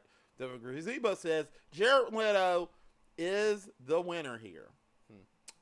Michael DTH Game says Michael Bay makes the dumbest CGI fuckfest racist ass movie period, and Matt, they're all read his amazing. most recent comment. Huh? Read Chris's most recent comment. Oh, sorry. Mac, can you read? Fuck you. I read that. I actually read that, so fuck you. Nice. Anyway, so Chris also said his movies are the Resident Evil movies. Delicious, stupid ass trash. I said LOL. This is DTH Games on The Mask. The comic book is stupid. It's super violent though. True. Garnet, I don't like most comics, so I'm not the one judging what's stupid and not. Matt, can you read? Blah blah blah. Okay, you could. Okay, you got 4-letter words down. Fuck you. There we go. What's sad is that most of that sentence was 4 letters. Oh Lord. All Well, right. I could spell that. I can spell Chris FUCKYO space YOU. Wait, There, Mac, FUCKYO space YO. No. I'm spelled gonna it put FUCK space YOU exclamation point. Nice. You didn't think you got it. capitalize it. Get out. Loud Fuck and you! clear. I didn't want to do it. this would be a All lot more caps. convincing if you didn't have a spelling error in the last question.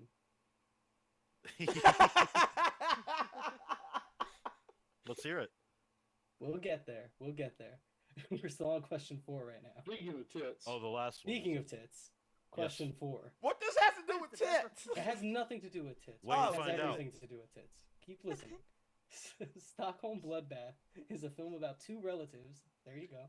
Getting revenge. One of them has tits. So we'd like to know what is the no, best revenge film. you don't know that. That's true. I actually don't know. I don't know what this movie is. Mac picked this out. Hey, I read It's the like a tagline. Swedish film from a year ago. Look, we're abolishing all that bullshit anyway, so just get all your laughs out. All right, good. We're just gonna have regular questions from now on. yeah, exactly. All right, but the question was, for anybody who didn't hear it, what is the best revenge film? And we will start with tits? John. With tits. With tits. Both of these movies have tits in them. Yep. Yes. Not bare, but they're in there. All right. So, John, what is your answer? big titty crow. Big titted crow. God. Or just the crow. I wish there was a version of the crow called Big Titted Crow. Okay, The Crow, 1994. The original Crow.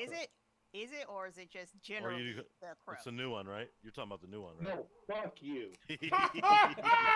I was gonna roast you so hard. Wait, I mean, Crow. there's like That's 5 fine. The Crow movies, so yeah, which one are you Not talking There's about? only- Angels, The first nothing one. like There's that only for 2 Crow. called The Crow. Every other Right. one has like a subtitle.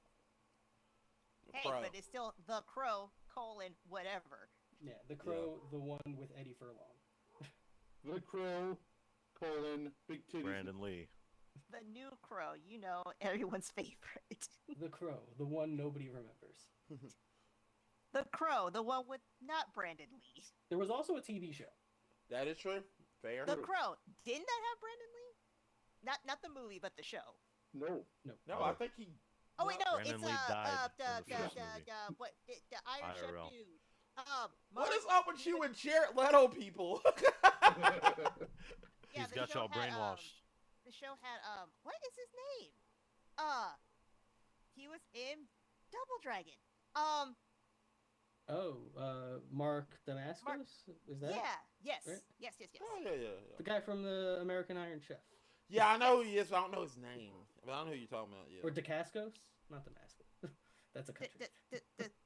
The Cascos, I think Okay, that's how you yeah. say it. That that's a sad story, Chris. Brotherhood of for the another Wolf. day. The John dude who Wick 3. actually oddly looks like Brandon Lee. He kind of really does. Wait, did we hear what Bryce's answer is? We didn't. No. No, Bryce, he got stuck on the Crow. what's your answer? Big Jiggly Gladiators. Maximus! That Maximus! might actually be a Maximus! Maximus! What? I'm gonna start calling my girls that. Big Big Jiggly Jiggly Gladiators. Gladiators. All right. Gladiator. Gladiator. AKA Gladiator. Directed by Oh Ridley. boy, these are interesting films. Yeah, one of them we're getting a sequel to this year, and one of them Why? we got a remake of this Why? year. Seriously, I went back on that. Why? Why? I'm all for Gladiator. No, Gladiator it 2, ended I'm down. so I'll be well. Why do we need a Right? sequel? I'll Who be cares? Denzel Washington's in it. Ridley Scott's I don't- directing again. There's Scott, water I in don't the give a Coliseum. fuck. I'm It fucking ended down. I don't well. It was so perfect. It was a perfect ending. I loved it. It was good, but do you know what really quick? Do you know what the sequel was? Original sequel pitch for Gladiator was? What? He is actually immortal, and he just lives throughout all of time, and it ends with him working at the Pentagon. If they made a prequel to it, it would have been Oh, God. interesting. But I don't need a sequel. No, this is I a want a sequel. prequel. It's him going to the fucking future. I actually got that reference. All right, let's get into this. All right, John, you ready to go for a minute? I am. All right, Miss, do we have the clock? I do, but hey, Mac, do you want to read the comments that are in chat that I'm not going to read because it's not my channel? Oh, that's cool. So, all right. So the new Crow, everyone, damn it, I can't do it without laughing. The new Crow, everyone's favorite. The new Crow with Jared Leto. If Lee was so awesome, why didn't he dodge? Oh, come on. Damn. See, I was wondering if you were going to Damn. catch that before you pitched Yeah, I this. called it. I called it. And yes, yeah. Chris, I can suckle from them. Yeah, that's a sad story.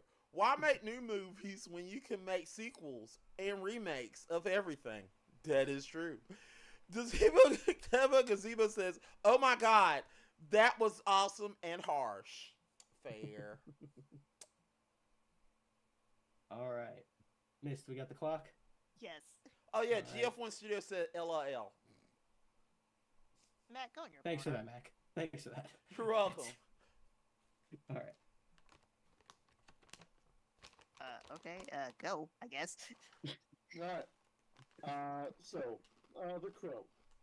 So the general gist of the Crow is that when people die, it's believed the Crow carries their soul to the great beyond. But sometimes there's a right that needs to be wronged, and the Crow brings the soul back. That's what the premise of the Crow is. Eric and Shelley are deeply in love with each other, and the greatest thing about the Crow, he gets to the fucking point and kills them off. Fuck you, new movie. So they're dead, but Eric comes back and he's on a revenge mission. He has four guys to kill. 5 after you include Top Dollar, but he's got to take out T-Bird, Funboy, Tintin, and Skank. And so he's just on a mission. He goes around, he's just fucking them up.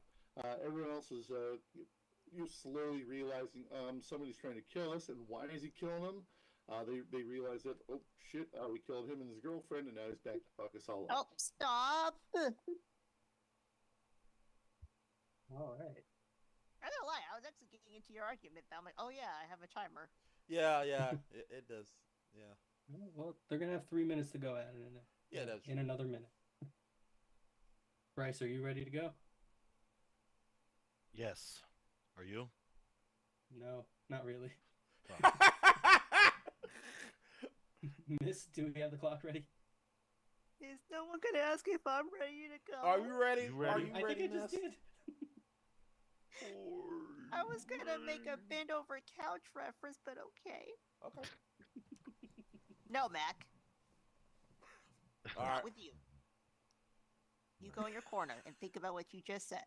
You want me? I didn't even mean this. What did I do? You know what you did. Minute on the clock. Go. Okay, Gladiator, best revenge movie.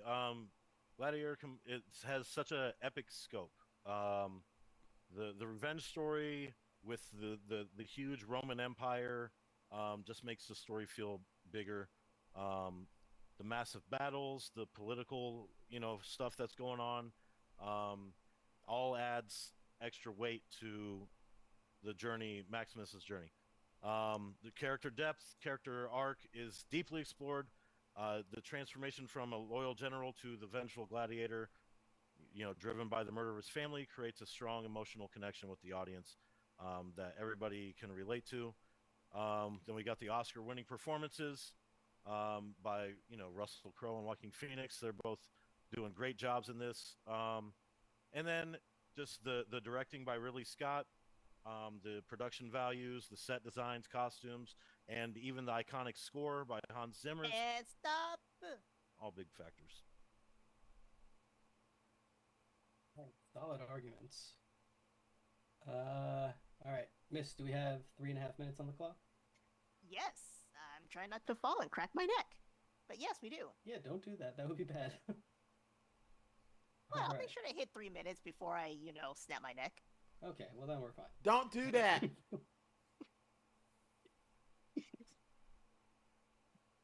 All right, are you guys ready to fight it out? Yep. Miss, let them know when they can go. Go. Yeah, so things with The Crow. I feel like The Crow, it's a good story and all, but it kind of gets repetitive and predictable. There's not a lot of depth there in the connection between the main character, I can't remember, Eric Draven, and his girlfriend that died, or his wife. Shelley. It doesn't really explore their connection that well in the story, so You don't it's need hard to for you to explore the want to. connection. All you need to It's know is hard that for they're you to be cheating on each interested other. in his You know what happens revenge when you explore the because relationship? it's You get just a shitty Crow movie from 2024. That's There's how a you lot get of- shitty Crow movies from 2024 by exploring the goddamn relationship. You don't need to explore the relationship. Just need to know that they love each other. Ooh, okay, they love. You know what? We had a couple quick flashbacks. well, that's the thing. It's Oh, like, hey, and that's what it's full of. We burnt the food. Let's order pizza. Ha ha. We love each There's other. some Yeah, fast action yeah. scenes. There's some fast action scenes, and then when you finally get to the flashbacks that are supposed to give you these plot points, they're so rushed that you miss key things. You're like, I don't understand what the hell this is really going on. I feel Why don't like you understand this what the hell game is or going on? this movie wouldn't have gotten as much recognition as it has if Brandon Lee didn't die on set.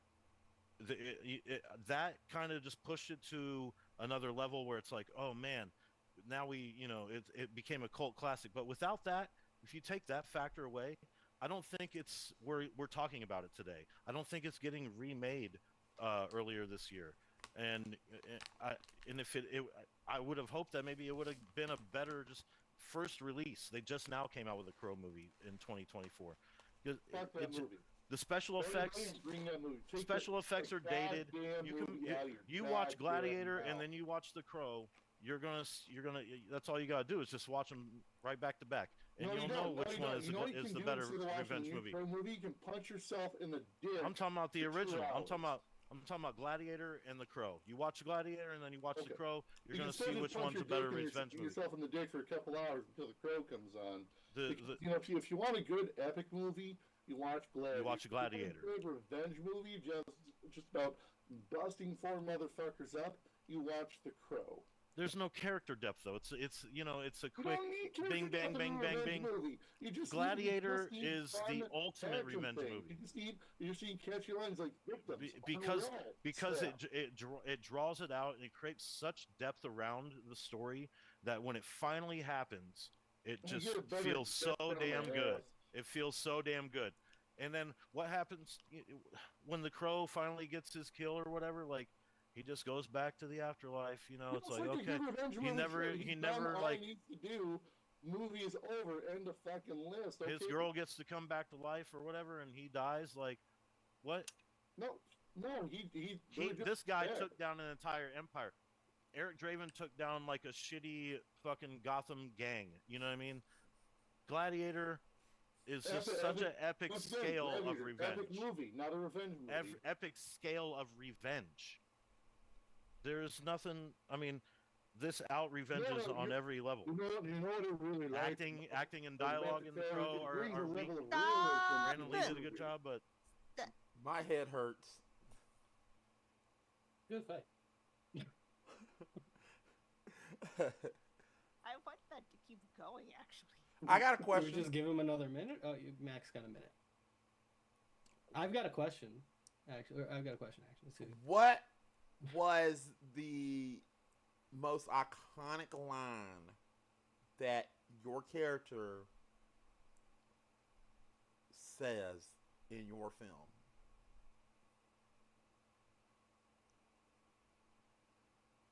All right, we're gonna start with. Well, I John. want to say the reveal, or never mind. Just go iconic line. Okay, John, you got one? Move and you're dead. I'm dead and I move. Good line. All right, Bryce. I think we all probably know this one. I mean, this movie's got a lot of good ones, but it's Are you not entertained? Are you not entertained? Is that not why you're here? Or that's he's putting on a show. I mean, that it just shows you his kind of like distancing of it. You know what I mean? Like he's in this bloodbath, but he doesn't want to be, and he's trying to like he doesn't like the role that he has, and that's another reason for his revenge and his want to escape that drives him. Yeah, that's That the scene where he reveals himself. Yeah. Yeah. That didn't sound right. I know know, what that's you why I'm mean, but that laughing. didn't sound right. Big Lobo dick. Okay, I also have a Russell question. Crowe titties. I'm sorry. I gotta read this. Devil Gazebo says, "Are you not entertained by tits?" Fair. Yeah. Of course. Of course. Yeah. My question is, what's a better movie to use as a reference for this question than Stockholm Bloodbath? Fuck you. Fuck you. Pick any revenge movie. Pick a revenge movie. Ooh, First Wives Club. Perfect. In honor There of you go. First Wives Club, Heather. what's the best revenge film? Heather. Revenge of the Nerds. See? Mac. These are good revenge movies that people know. This is you're shitting on me. Literally in This the is the title. last time I'm doing that. We're just getting straight questions from now on. Okay. Mist, do we have any facts? For the Crow, it was very hard to find one that didn't reference a certain incident that happened on set. Yeah. It's kind of the most famous thing about it, unfortunately. But, this one's interesting. Bailing once shared an anecdote about the first day she met Brandon Lee, how he told her that he was half Chinese. For those of you who do not know who Bailing is, she is also Chinese. She He was also on recollects. Lost. Yes. She's also in Wild Wild West. She recollected that she hesitated to believe him and that Brandon went the extra step to tell her that his father was Bruce Lee. But she apologized and responded that she didn't know who that was. That's great. That's great. Imagine your dad is Bruce Lee. Like, that is like the ultimate panty dropper, and a woman's like, I'm sorry, I don't know who that is. I don't know him. Oh boy. Any other facts? Not a good track record with movies. You're gonna find out. You're gonna find out who my dad is. So the second part of that is Bailing then recalled that it wasn't until days later when she asked a friend about Brandon and Bruce that the friend told her how Bruce Lee was the legendary Lee Jung-fan, as Bailing only knew him by his Chinese name and not his American one. Gotcha. Okay, That makes sense. Bailing, you get a Now pass. he's kind of cute. I think I'm going to take my shot. I don't think like Brandon Lee was trying to hit on her or anything, but imagine he was, and that's like the ultimate pull. And she's like, "Who? I don't know who that is." Why are you telling me who your dad is? You freak, you weirdo. Cool, Bruce, whatever. Okay. Any other This facts? is Russell Crowe's favorite of any American movie that he's done. He also cites Maximus as his favorite role. Something else. Come on. Better than Land of Bad? Does nobody know Land of Bad? I mean, it just sounds bad. So Well, no. yeah. Well, come on, guys. Get up with your Russell Crowe movies. I should have said The Pope's Exorcist. That he initially felt unworthy of all the praise and the Oscar for Best Actor that he got for this movie. After seeing the completed movie, he felt it was a director's film and that the Oscar should have gone to director Ridley Scott. Sir Ridley Scott instead. I agree. Russell Crowe, you're allowed to be on our show. Yes, you are. Hell yeah. You could throw a phone at Mac. Oh, that's a good one. She-Devil. That is a good. That is a good one. I Ooh, said that's that a in the good chat. revenge Yeah, movie. I said that in the chat. It's a good film. And also, thank you, Devo. First Wives Club. That's a good revenge movie because that's 3 women get revenge. Yeah. Yeah. Ooh, you know what else is a good revenge movie considering what happens later in the movie? Showgirls.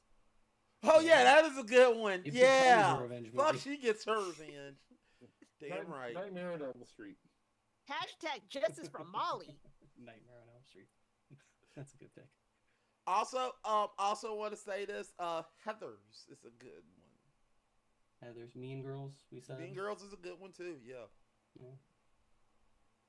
All right. What was that one with the old lady had her husband tied to the bed and she was like cutting him up? Oh, I don't think know that was this a one. revenge film. with Kathy Bates or whatever. Oh, Misery. Misery. I don't know if that's a revenge flick. Yeah, that's not a It's revenge. not. movie. That's Yeah. one of I mean, those kind of. psychopathic. He's a films. crazy fan. But he was like, wasn't it like her abusive husband or something? No, No. she He was, like, she obsessed wanted him with to the write a writer. fucking book. I gotcha. Ooh, Yeah. Ma's a good revenge movie. Ma. Shout outs to Octavia Spencer. Hell yeah. Oh yeah, Mom And was also, good. speaking of a Roseanne movie, even though she's not in this one, but it came out around the same time. Death Becomes Her. Fair. That's a good one. Yeah. Yeah, that's a good one. I mean, the whole premise of their friendship is revenge that Yeah. they never got. Yes. Yes. Okay. Mac, I think we're gonna start with you this time. All right. Okay. This is. It's not tough for me. Look, I love The Crow. I think it's a good film. I think it's a good revenge film. I don't agree with what Bryce is saying. That I don't agree with what he's saying about how if Jason Lee didn't die, it's not. I don't believe it. I thought the Not premise. Jason Brandon. Lee. Brendan Lee. Sorry, Brendan Don't Lee. you disrespect this man. And Jason Scott Lee played Bruce Lee in a TV movie. That's true. Ironically, and are not Ironically, related yeah. in any way. Not at all. Brendan Lee. If Brendan Lee did not, if Brendan Lee didn't pass away, this wouldn't have been. I call bullshit. This film was good. It's a good film, so I'm defending him on this. It was a great film. It was a good revenge flick. The only issue I have with John's pick is when I watch it and I keep watching through the film, sometimes I forget it is a revenge film. Because when he said it, I was like, wait, The Crow's a revenge film? I was like, oh yeah, it is a revenge film. I agree. I just, sometimes when I watch the film, I just forget it is a revenge film. So, but Gladiator is, and then John just keep pushing down like, it's not a revenge film. I really wholeheartedly disagree. That is a fucking revenge film. They kill his family, put him in slavery, make the men fight for their In amusement. self-defense. What? In self-defense. Are we about to have a Phoenix Wright moment here? Objection. Ching! Hold it. According to the but it's 100% a revenge film. Maximus literally gets his revenge in the film. It's a revenge film, 100%. I am going. I'm definitely going with Bryce on this one. So there we go.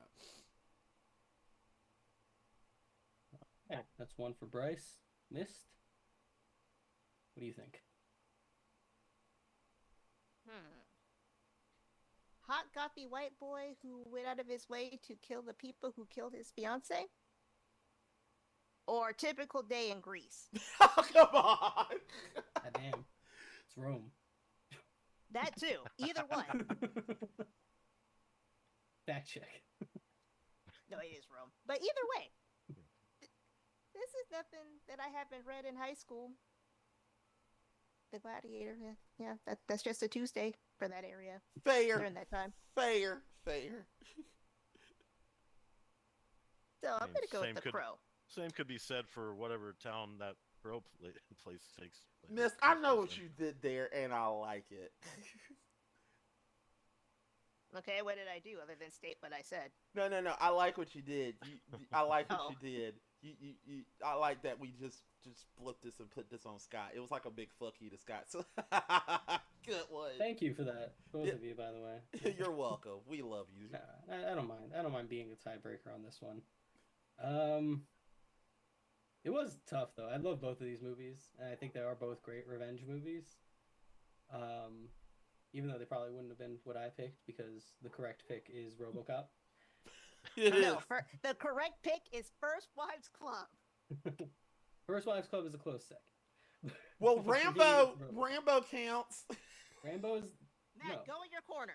He No, does it doesn't. technically get revenge. he's not seeking revenge. I know, but he gets his revenge in the end. Rambo is specifically about how he's trying to avoid getting any type of vengeance. Fair. Anyway, Fair.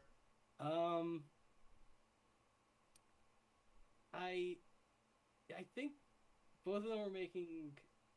I think they were both trying to like tear down the other one with kind of false arguments about each of them. Like the idea that like we needed to explore the connection in The Crow, I disagree with, and the idea that Gladiator isn't really a revenge movie, I totally disagree with. It's one of the best revenge movies ever. He straight up calls a guy out in the middle of a coliseum. He Like, said, "I'm "I will gonna get my revenge in the next life, in this life or the next." Yeah. He says that. But you see, I'm worried that my personal feelings are clouding my judgment, because The Crow was such a huge movie for me growing up. Like, I dressed up as The Crow for Halloween. Like, I love The Crow so much. I love The Crow I think too. a lot of us did. Yeah. So it's hard for me to separate, but I'm not going to.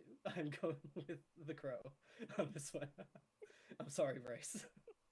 I tried, Bryce. You didn't separate. You didn't I didn't. separate. No, I specifically said I didn't. Yeah, you That's said horseshit. that. Yeah. I I tried. agree. I love The Crow too. I just was listening to the argument. Yeah, I'll listen to the argument. He wasn't. This guy, Scott, was not sorry. listening to the argument. Shame. He had his mind picked as soon as he saw the answer. Yay. Oh, fuck. I didn't. That's all right. I love Gladiator. I'm super looking forward to Gladiator 2. You want to see Gladiator? I haven't watched too. the new Crow, and I probably won't. No. I've seen the new Crow. I've never seen Gladiator. You've never Wow, seen really? Gladiator? Yeah. But I Such a know, good and I movie, love the man. Crow. Trust me, I'm on the board with the Crow, just like you guys. I'm I love flipping Brandon my Lee. I answer. love I'm Bruce picking the Lee. Crow. I Fuck love you. Bruce Lee so much. I took Jeet Kune Do for Oh. 6 months. Can I I- take- For 6 Is months. it too late? Is it too late for me to change my answer to The Crow? and you guys, So it took me 6 months, and it took a lifetime to do. I Do kind you of want to give know- him the do you point know just my for middle saying he name? took G. do you guys know my middle name? Is it Bruce? You know my first Maximus? name. You know my first name is Bryce. Brandon Lee? No, my middle name is Lee. Yes, Bryce Lee. My middle name's Lee too. Do you want to go do karate in the garage? Bryce Lee, though. It's a That BR feels a thing. little Bruce Lee, Brandon. racist. Who? I'm just saying, I am obsessed with it, just like you guys with The Crow. Crow's It a good was- movie. Yeah. Both of these movies are great, and I'm sorry I couldn't allow my I was personal really feelings to hoping- get out of the way. I was really hoping that he was picking the new one. so it would have been a lot easier. Oh, God, It probably would, would've yeah, won. that would have been an easier fight. Yeah, that If would I have were made choose that very between, easy for picking all the of nuke us. probe and cutting off a finger, I'd have 8 fingers. It's also like the Crow is basically like RoboCop. You know, a guy dies, he comes back from the dead, and he seeks revenge on like the 4 or 5 dudes who did it to him. Right. And This is true. you know, that was my pick. I also like the argument It's that around the Price has said, mine's took down the whole entire empire, and you just took down a biker gang. Yeah, that's what happens Right. in Greece. That's nothing new. Rome. I think Greece, Rome, either way. Read both of them. They both are pretty much the same. Well, yeah. Also, I do want to put out there that Maximus got stabbed and fought Little Caesar. Like, that was fucked up. You But said anyway, fought yeah. Little Caesar? They didn't Little have this Caesar? crazy bread Yeah, ready. it was Huh? Little Zach, Caesar. Zach, how old are you for you to fight Little Caesar? Give me pizza puffs, you son of a bitch. My pizza was not ready, you son of a bitch. I've been wanting to fight you all day. All right, Mac, what's the chat saying? The chat is saying, so They're I'm gonna revolting. go ahead. I hope. Shit. I'm gonna go to Can't have that. first. I'm gonna go to the YouTube chat. So first of all, we have DTH Game saying, "I'm here too." Raw dog in the chat. Raw dog in the chat, and we also have Drew Gardner, saying, "Feet on the floor, found my seat." Good. And I said, "Welcome to the show, Drew." We got 4 people in the YouTube chat. That's pretty good. We got 4 people in the 4 people. Well, I don't know 4 people, but we got people in the show. So thank y'all for joining us. But in the actual in the Twitch chat, DTH Game, I don't know what GF1 Studios did to you, but he says fuck GF1 Studios. That dude sucks. And I said, I'm sorry, I don't know what he did to you, but you know, that's you. GF1 Studios said Kill Bill. DTH Game says, Nist, you got a prosthetic neck. Not a prosthetic. Come on, Mac. You don't. Oh, protect your neck. Talk. Protect the neck. Sorry, it's protect your neck. Even fly down You got a prosthetic Oh my- neck? Yeah, it would be funny if he did that. You got to protect your neck. That's what I don't get. Anyway, DJ says Gladiator Nice. took down an empire. Crow took down a couple of juggalos. He took down a Right. criminal empire. How dare you? Right now, you're not entertained by tits. We already said that. Dev Gazebo is literally coming up with some great answers. First Wives Club, She No, you Devil. say that to me. Misfit. Huh? We did He that. said that to me. Yeah. First Wives Club. Also, I said She Devil is a good movie, and Dev Gazebo said Bryce Lee. There we go. All right. Also, can we throw Godfather? Which one? Doesn't matter. They're all. See, that will fall into, I forget it's a revenge film, because the second one is a revenge film. I think they would count, but I think they would lose. As far as revenge. There's so many. There's like I forget there is a revenge plot in all of them because he don't technically get his revenge in the first one.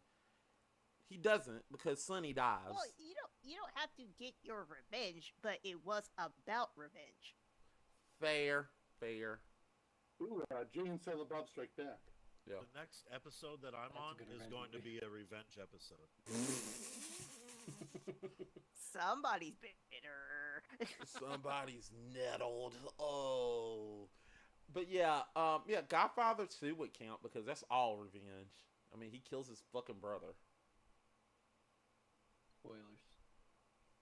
Is it revenge or is it just the code? Another day. Kills his in brother because he Little Italy tried or to kill wherever him in the fuck. beginning. Ooh, of the film. Karate Kid Part 3. That's a Ooh, revenge that is movie, one that's a revenge one. Yeah, that's a good one.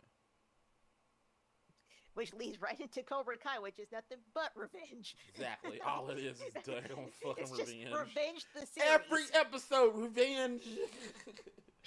Steven Universe movie. And speaking of revenge, that has And nothing to do tits. with question 5.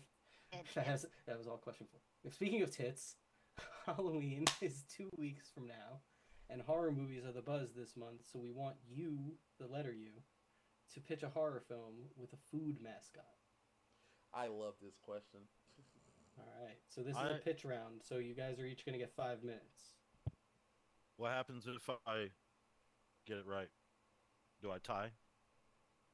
No, Since you I'm still down lose. by 2. You know what? Fuck it. If you win, you get a tie. Let's just say that. Yeah. All right, yeah, we can do it. Fuck it. Yeah, Mac fuck makes it. Let's rules. see. Yeah, we're having fun. All right. So if you win this, we go to another round. Yeah, we'll go PvP. Fuck it. All right. Fuck it. Yeah. Bryce. I like how the rules we set in place for shows don't actually apply anymore. Me too. It means they can go on forever. That's right. All right. So, Bryce. Bryce. We will start with you. Starting with me. All right. Yes. So, Mist, you got 5 minutes on the clock. Yeah. am I pitching the whole thing, or am I just giving the answer? Yeah. Just give us the pitch. Okay. Oh, okay. Right? Should we? I don't know. Mac. Answer. do Just the the answer right now, and then pitch it. All right. Give us the answer. You got 5 minutes to give us one answer. Yeah. Go. It'll take 10 seconds. Ronald McDonald. Ronald McDonald. Excuse me. That was From like, McDonald's. yeah. That I'm interested. Ronald McDonald. Ronald McDonald. Yeah. Ronald McDonald. Fucking Ronald Ronald McDonald. McDonald. Ronald I McDonald think from It's Always he's Sunny actually in scared of him. Philadelphia. Yes, thank you. I was hoping somebody would get that. All right. And John, Pillsbury Doughboy. aka Pillsbury Poppin' Doughboy. Fresh. The Doughboy. Wait, is Young All right. Jeezy gonna play him? Let's So let before him we- pitch it, Mac. Before we start, did anybody think that the Pillsbury Doughboy looked delicious? Yes. Yes. No, Always. he wasn't cooked. I think he he's wasn't magically cooked. delicious. I get He was that. but raw. Right. Every but raw he's cookie still- dough? You ever had raw You ever cookie eat dough? raw It's pizza dough? delicious. I raw dog him. You ever eat raw pizza dough? Actually, Try I that have. out. Me too. I ate a lot of it for money one night. We won't talk about that anymore. You got 5 minutes to tell us that story. If Yeah, you this tell is us my that story, pitch you for a horror automatically story. win. Okay, it's really good. So, do you really want me to? If you want to, you can. But we So can just go right into the pitches, though, if you want. Okay, are we going pitch time? We'll talk about it later. All right. Sorry, Um, audience. If anybody is in the chat that's a friend of mine, they probably already know it or saw it. All right, Mist, we got 5 minutes. Yeah, we've been had 5 minutes on the clock. Okay, clock Alright. is running. Ronald McDonald. Whoa, okay. He called his shot. Go. I thought I was like a minute in already. So Ronald McDonald, he already has the clown factor. So am I doing the full 5 minutes right now? Is that what we're going on? Or? Yes. Okay. Yeah. Yes. Okay, Pitch your so Ronald. we're looking at Ronald McDonald as like a precursor to it. He's like its uncle or like hillbilly uncle. But the red hair it's not stained with ketchup like we all know from being a kid. It's actually blood now. What I'm thinking is it kind of goes a little weird, and he's like cloning Robert A. Kroc and making all the beef out of him and feeding people the Kroc, the OG McDonald or whatever, the founder. But he has the features already. Everybody's already scared of clowns. The makeup is freaky and weird. If you just imagine the scene where you go like sit down at the bench and they had the ceramic statue of Ronald McDonald. You get your picture taken, and then he's actually alive, and now you're kidnapped, and he's force feeding you Robert A. Kroc stem cells in the forms of Big Macs.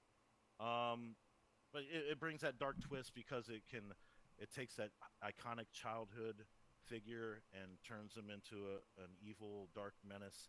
And you see that a lot with like Five Nights at Freddy's, but I'm thinking more like Terrifier Like this could even be Terrifier 4, but it's passed on to Ronald McDonald, or it's a Terrifier prequel, or even an It prequel. It's like he spawned all these crazy clowns. It's just a big. You find out it's a big web of crazy clowns that all work together, like kind of some underground black market of cannibalism and serial killing in clown suits. Um, for an ending, I think they turn him into the chicken Big Mac because that thing is gross. I don't know. That's about all I got there. Got 2.5 minutes. 2.5 minutes. Okay. Um, we can even, like we heard from our friend talking about It's Always Sunny in Philadelphia. We can even branch back further into Ronald McDonald's childhood and explore how he became the crazy clown he did, and it's similar to why Mac from It's Always Sunny changed his name. He the name sucks. Ronald McDonald. Nobody wants to be named Ronald McDonald. Not and this is, obviously It's Always Sunny. That's after the clown's already a thing. But just having that rhyming kind of name as a kid would suck, especially back when Ronald McDonald would be growing up. So we explore the traumatic childhood, and maybe even get kind of dark, but no songs, like the Joker. But we get dark like the Joker, but the first one, not the new one. Um, and then kind of take it into that weird psychological Stephen King kind of angle, and then bring it into the gory Terrifier angle with all the stem cell meat, Robert A. Kroc in the back getting pattied up.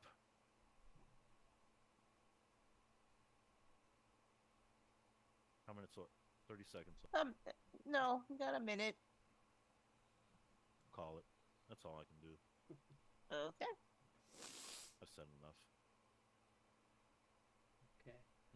I've already got one fact check, but I'll save it. I hope Miss picked up on it too. I think I did, but we'll save it till fact check. We'll see. All right. John, are you ready to go? I am. All right, Miss, let him know when he can start. Go. Say hello to Poppin' Fresh Dough. The words of a jolly anthropomorphic ball of dough. But what happens when you push that dough too far? One too many pokes in the belly, and then the beast bites back. This is the premise of the Pillsbury Doughboy. Working title, Red Before Dawn. Pillsbury Doughboy, he's sick of being pushed around, sick of people taking him for granted. So what's the only viable response? Murder. That's right. This is a revenge film, kind of like Carrie.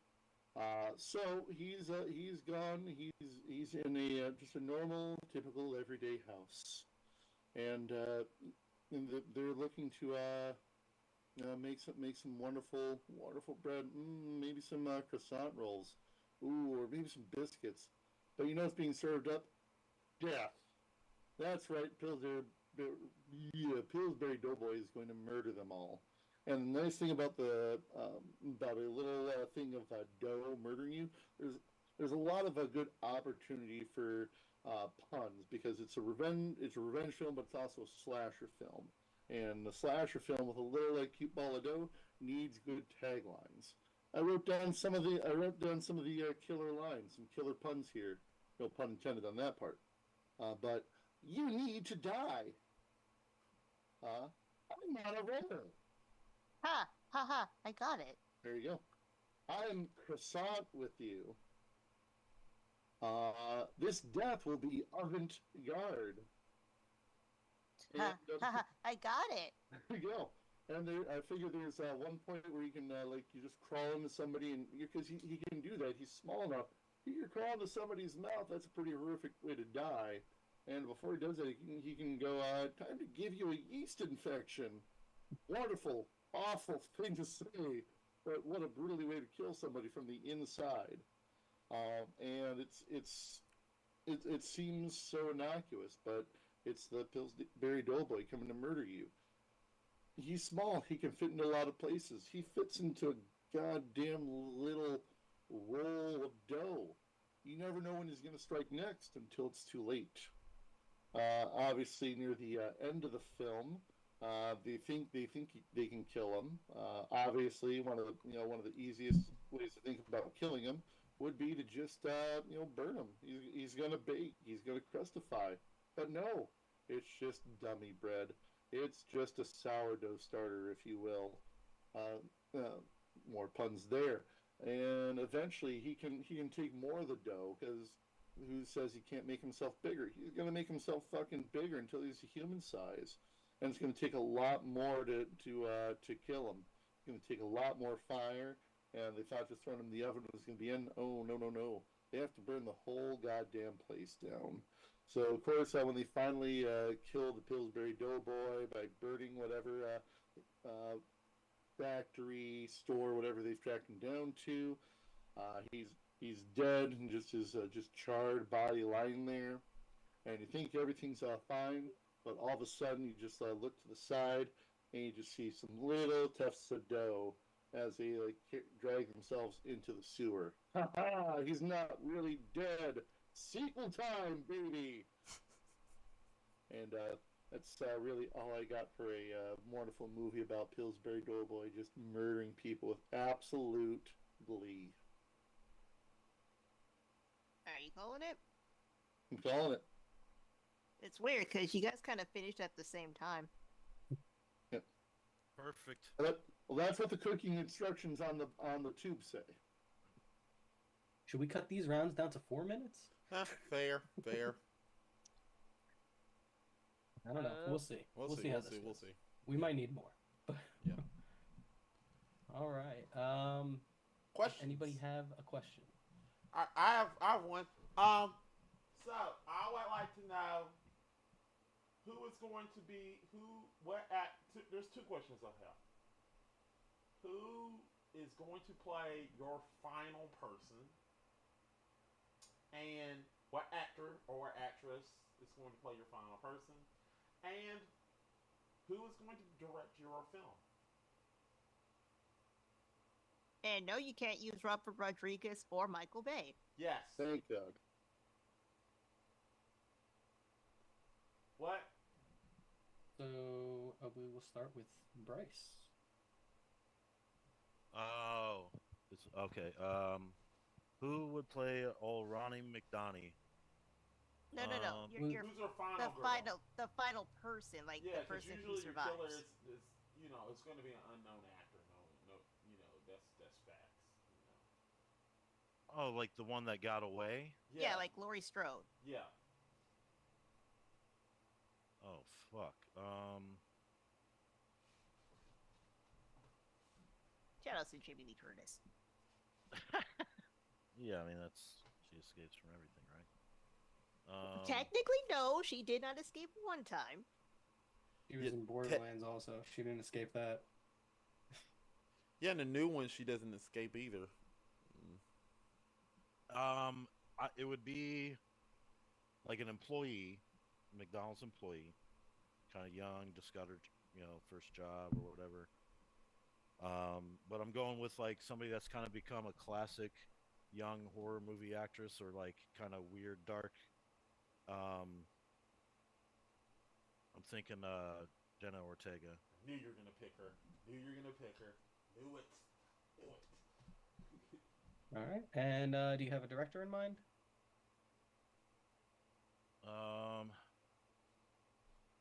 That's.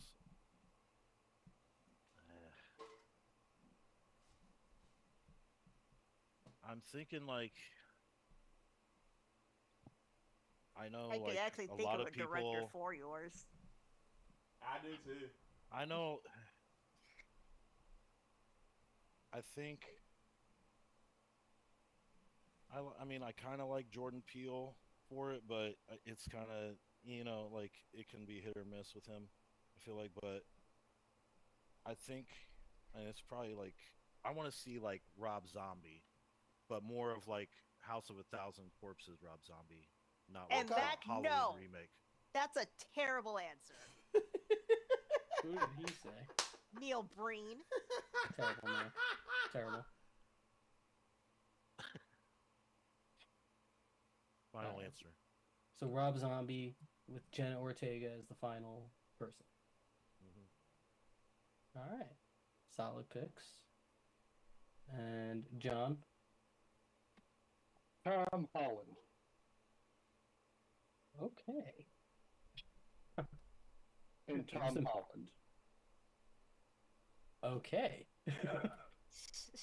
Very Obviously, interesting. the younger one is the final boy. He's Oh, I thought you were flip-flopping. I thought the director of Chucky was going to be the final. Yes. Let's have Spider-Man direct, and then the director for like Fright Night, Child's Play. Let's have him be the final guy. I'm getting too old for this shit. No, no, other way around. Young guy as the final boy to live, and then obviously the guy who's got some directing chops with horror movies like Child's Play, Fright Night, directing it. Okay, all right. Solid picks. I also like, the matching. It works.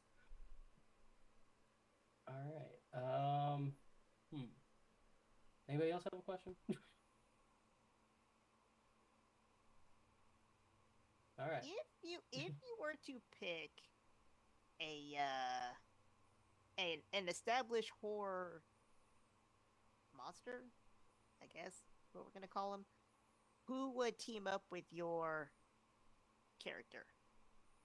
Oh, a team up, not a versus? Nope. Team up. Okay. All right. So who's teaming up with Ronald McDonald and who's teaming up with Poppin' Fresh? Well, I mean, that's easy for me. It's got to be Pennywise. That makes sense. Yeah, it makes He's sense. luring the kids already. He can lure them into a sewer. He can lure them into a McDonald's. Good point. I got some Good chicken point. and nuggets for you down They here. probably got a McDonald's down there. They'd We both all be over float there. in the ball I got pit. nuggets and I got a balloon. I got Come chicken on and down. nuggets down here, and fries, and apple slice. Apple I slice. got flavor powders. Wait, hold on. Did those get recalled for E. coli? I meant. He just like rises out of the ball pit. Your cheeseburger down here too. One of the red balls turns into a balloon. Just stiff up. Yeah. Okay. And John? Freddy Krueger. I feel they'd be a good mashup for amorphism, and that they could probably do some weird combo attacks. Freddy Krueger needed to. He could obviously slice through the Pillsbury Doughboy and make more of them. Woohoo! You can't kill me, bitch. No, it's not I like that. I was thinking though, if you count him, the T-1000, because they've got a similar vibe going. Oh, true. You can't Also, kill me, bitch, also a in my revenge sleep. film. Woohoo. Yes. All right. Oh yeah, facts missed. Do you have What, any you facts? don't got a question, Scott? I don't. Well, that's okay. My question was going to be how would their food product work into the movie, but they both answered it. How would it work? How would it work into the movie, but they both answered that. Ah, fair. Yeah. I mean, Ronald turns into a chicken Big Mac. Fair. Wait, I got a Okay. question. Here's a fun question. First kill. What would be the first kill in your film? Explain it. That's that a bad question? Are you asking me right now? What Yeah. would be the first kill in the Yeah. movie? What would be Let's the first see. kill in your film?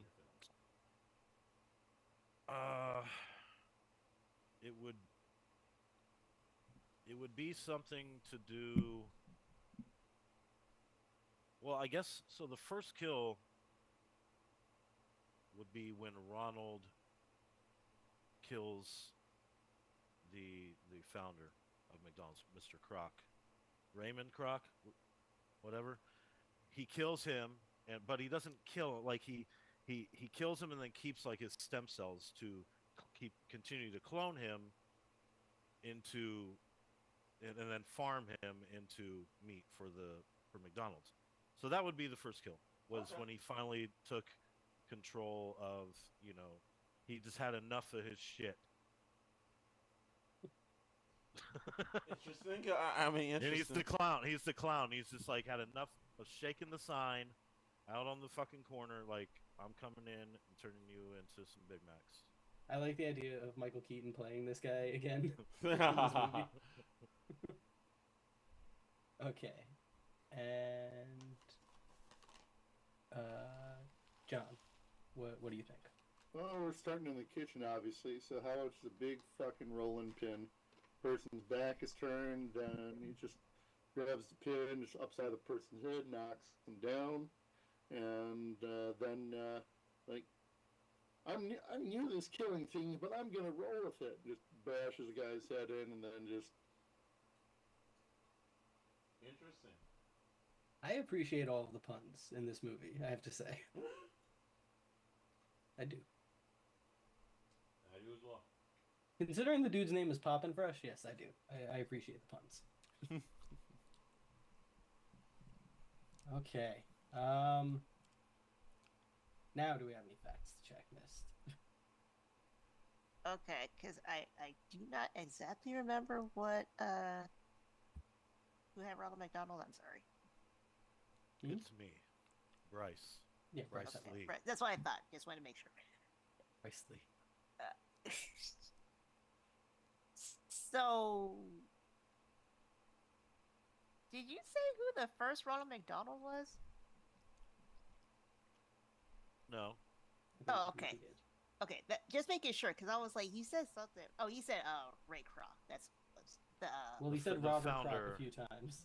Okay. Yes. That was but going to be you my know, fact check, but you corrected yourself. Yeah, exactly. I was like, it was something I got about fact that. checked by someone in the room. Did you? really to his friends.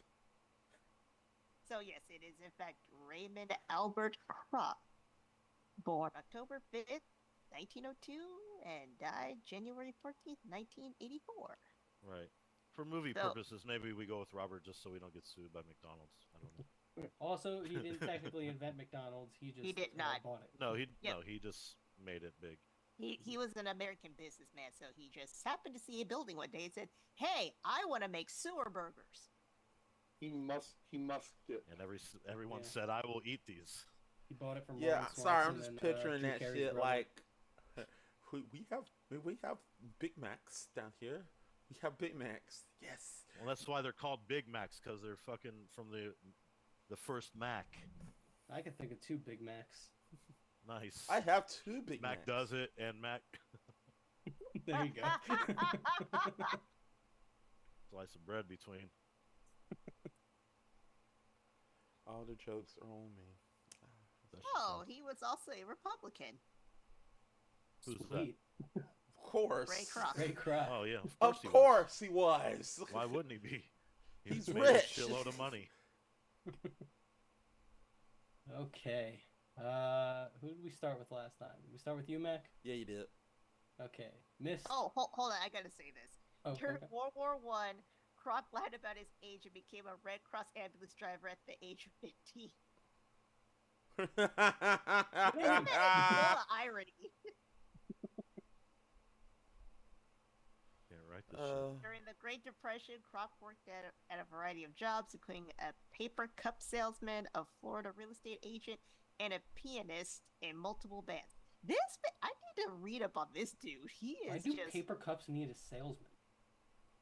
Like that just seems like a thing that like It was people probably need when as a paper utility. cups were just coming out, and everybody's like, Okay. "No, I got cheaper paper cup." Like, it was cutthroat, I'm sure. It was like people wouldn't accept paper cups. You had to sell them. Okay, how about this for some irony? The Kroc Excuse me. Foundation supported research, treatment, and education about various medical conditions such as alcoholism, diabetes, arthritis, and multiple sclerosis. And this is the man who ran McDonald's. Kroc Foundation has done a lot of good things. It has. I'm just saying the irony of running a McDonald's and you're researching and treating diabetes. Well, you know. Oh, yeah. Yeah, Well, yeah, while you're your causing while your Most of company your money is comes from diabetic people. yeah, your probably. I mean, company I is think. causing diabetes. You got to No know sh- how to no keep doubt. them alive long enough to buy Big Macs. Right. There's no possible way we could have prevented this. Mhm. That's a good one. Devo Gazebo says, Brock donated $255,000 to Richard Nixon for his re-election campaign. Good lord, that's bad. Richard Nixon. also, Great guy. Dev Gazebo says most Republicans are clowns, so it makes sense. Yeah, fair enough. Nice. There we Fair. go. Ronald the Republican McDonald. Yes. Whoa, Croc's acquisition of the McDonald's franchise, as well as his quote-unquote Croc-style business tactics, are the subject of Mark Knopfler's 2004 song "Boom Like That."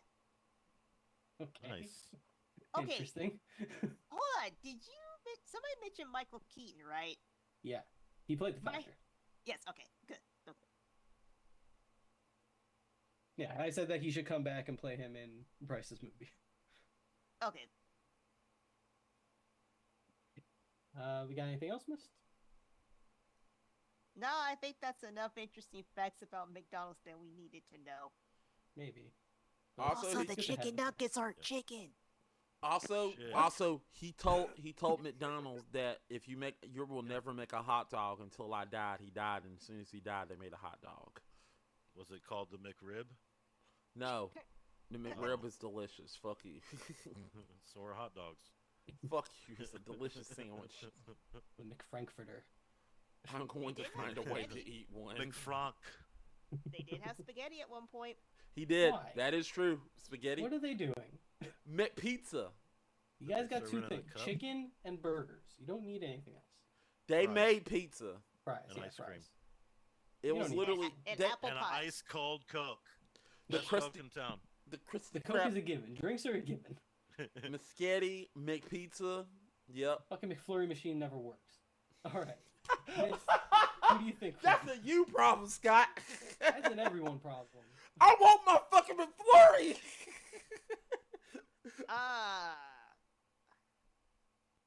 Wait, what was the deal? So if Bryce wins, we go to PvP, right? Yeah. You do this. You don't have to do all Don't that. you do I this, was just Biff. playing and Mac rode along with it.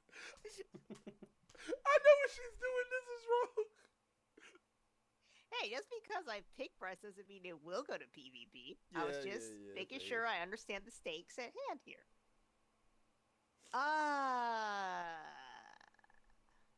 That's not. You know what? I'm just gonna go with Bryce just for the crap of it. All right. Well, I am going with John to fuck with Matt.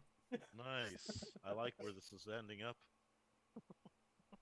I actually also did think the pill. 'Cause it reminded me of Chucky, and I love Chucky. It really did. I was hoping you were gonna say Yeah, Chucky. and as soon as you said Tom Holland, I was like, I'm in.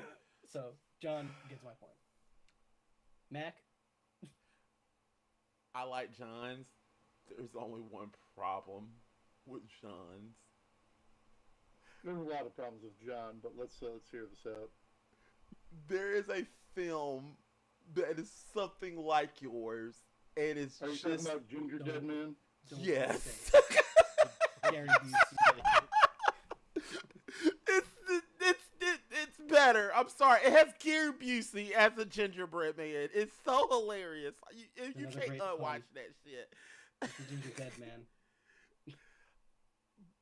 With Bryce, damn it, it just seems like I said. I hate both of these, but I just want to see his because it just seems so stupid. Like Ray Kroc, it seems like a schlock B movie that I want to see, and I'm sounding like Zach right now. I really want to see his because I just want to see the stupidity and the worst of it. I feel like that's what I want to see. His feels like a schlock film that I want to see.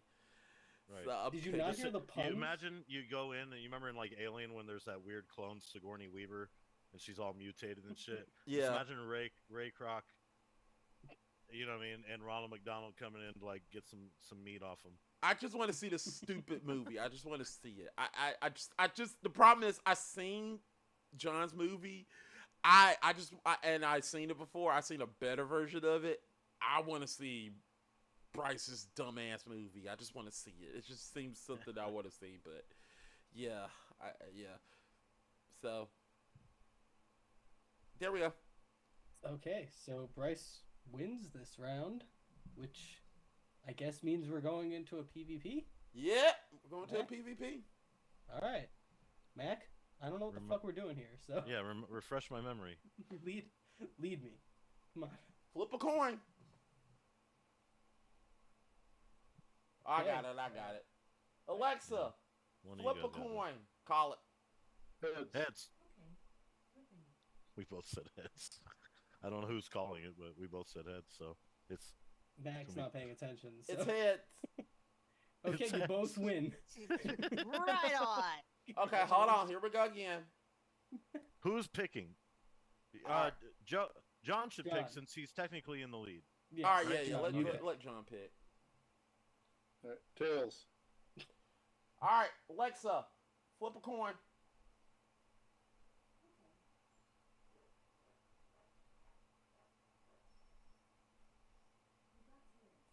Wow, John won. Yeah. As he should have. I should have just gave it to him on the first Yeah, you one. should have.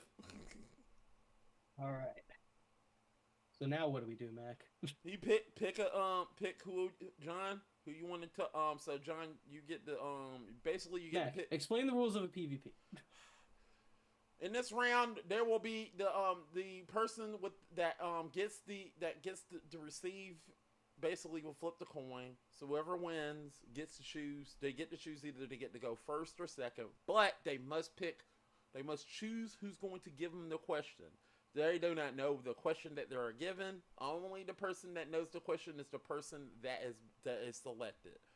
There will be a round. There will be a fight. There will be we will give you a choice. You will explain your answer of why your answer is the best. Well, after that, we'll give you a choice to either give you a rebuttal or to take down their argument. You can only do one or the other. You cannot do both.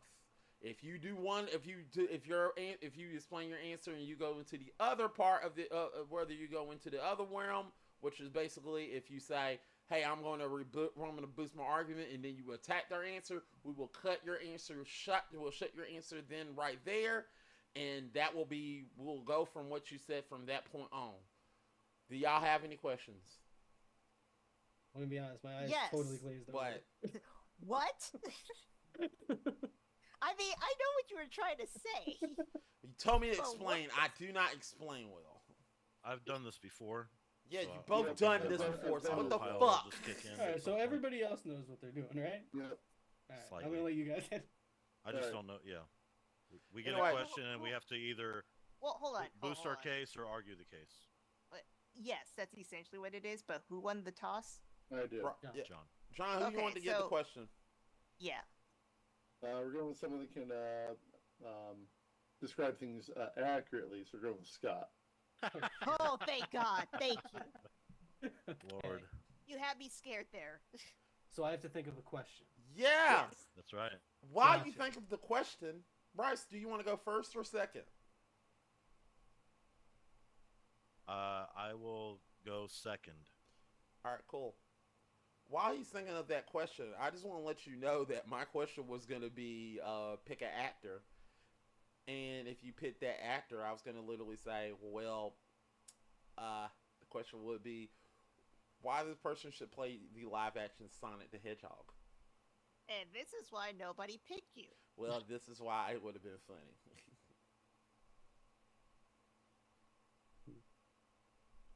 Right. Scott is formulating. I'm Cue the formulating a Jeopardy question. music. Yeah, cue it in so we get, stricken. Oh, no, I got... Okay, this is going to be kind of out there. I'm referring back to my list of questions that I wrote months ago.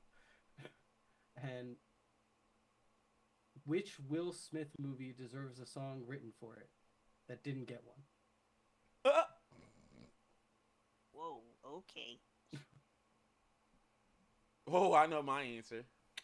So you get your choice of any Will Smith movie. Can you repeat the question? Will Smith movie that needs a song? Yeah, you know how Will Smith writes? Yeah, used yeah. to So write Will songs. Smith Wild Wild must... West. Which So- of his movies after that he didn't write a song for deserves a song? Ooh. Ooh. Got you. Ooh, I got one. All right. Well, you're not fighting. I'm Mac, so. I'm going second. Yes, you are going to be going second.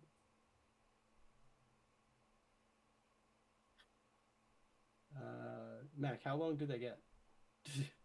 Damn it! Really? 2 minutes. 2 minutes. All right. Yeah, because I gotta time it. So Yeah, my we bad, got. my But bad, I my don't, bad. Mac. I don't know. You never gave me these rules. We've never done this on this show. Never did PvP. It's just No. PvP, dude.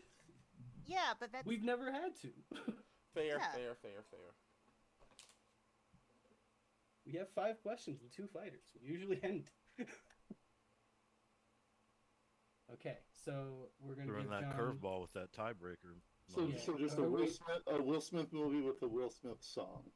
Yeah, like he's gonna sing the All right. titular song for Got a it. movie that doesn't have one. All right, got it. Okay, what is your answer? Ollie. Ali. Okay, solid pick. All right. And are we getting Bryce's answer first, or are we gonna wait until after John? No, yeah, Bryce. it, Yeah. yeah. They both have to answer. Okay. All right, Bryce.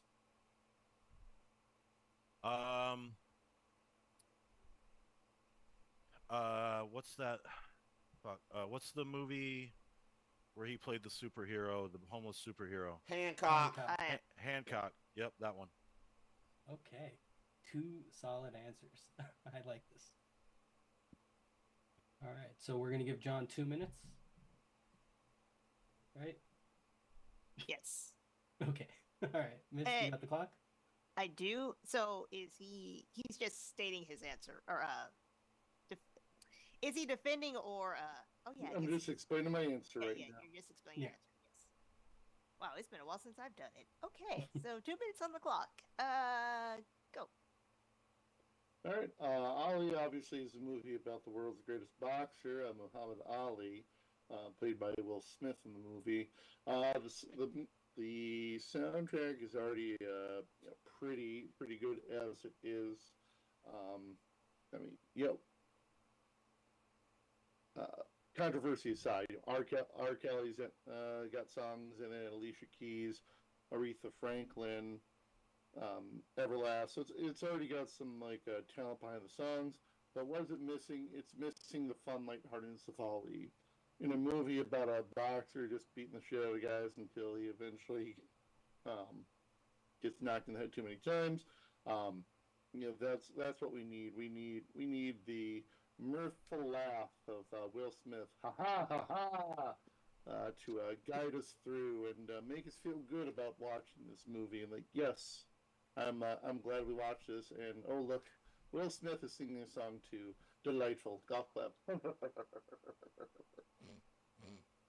Ali also a revenge film. I yield my time. Oh, okay.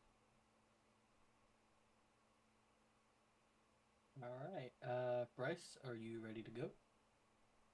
Yes. All right, Myth, let him know when he can start. How much time do I get? 2 2 minutes. minutes. Thank you.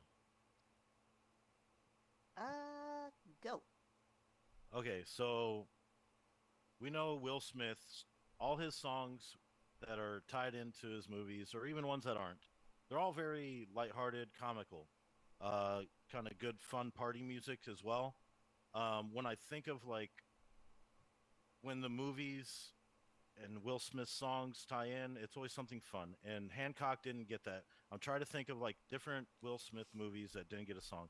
Hancock was the most fun movie, the funny movie that didn't get one. Most of his movies after a while started becoming more serious, and that's why we didn't see the music coming out like we did. Hancock kind of went back to that kind of lighthearted, funny Will Smith that we're used to, and that's a huge reason why it would be a good idea to get a Will Smith song on this one. Any most of the it's too serious. Will Smith isn't known for making very serious music. His movies have went that direction, but not his music.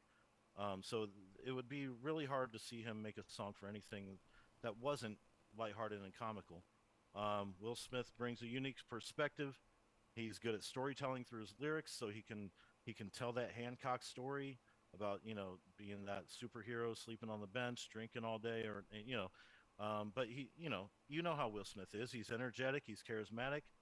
And so that would kind of resonate with the Hancock character a little bit. He's got the a good personality, you know what I mean, that people can relate to. And that's just it. You know what I mean? The music for Hancock, the song or the movie needs a Will Smith song. Honestly, it probably would have done a lot better. Um, like I said, he could tell the story of the whole movie within a song. It wouldn't take very long. Um, and he's able to bridge a okay. Yep. Ah. I was gonna actually stop it for you, but I'm like, no, you got like 2 seconds. Yeah, that's all right. I was kind of at the end there. Okay, now you gonna let them fight it out? No. No. Either they have to boost or defend their argument. I don't understand this at all. I'm such a Okay, bad let me host. help. I'm sorry. John, do you want to boost or take down his argument? I'm gonna boost. All right, you know you can only boost. Yep. All right. We mean arguments. We don't mean anything else, Twitch. All right, so Miss, give him 1 minute.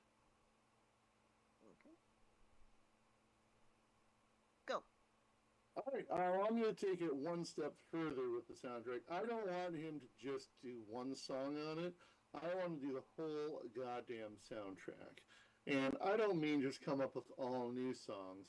I just want him to take the current existing track list that there is, with songs like The World's Greatest Fight, Bring It On Home to Me, Mistreated Tomorrow.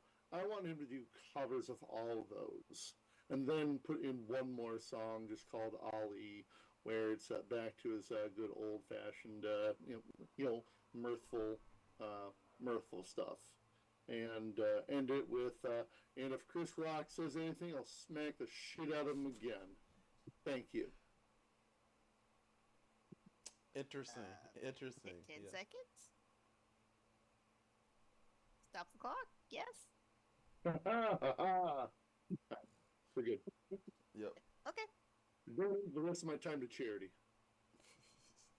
To the Croc Foundation. Yep. Bryce, same to you. What do you want to do? I want to break it down. You want to tear down his argument? Yeah. All right, Miss, give him 1 minute. Remember, you cannot boost your argument. All you're doing is just shredding his argument. Are you ready? Yep.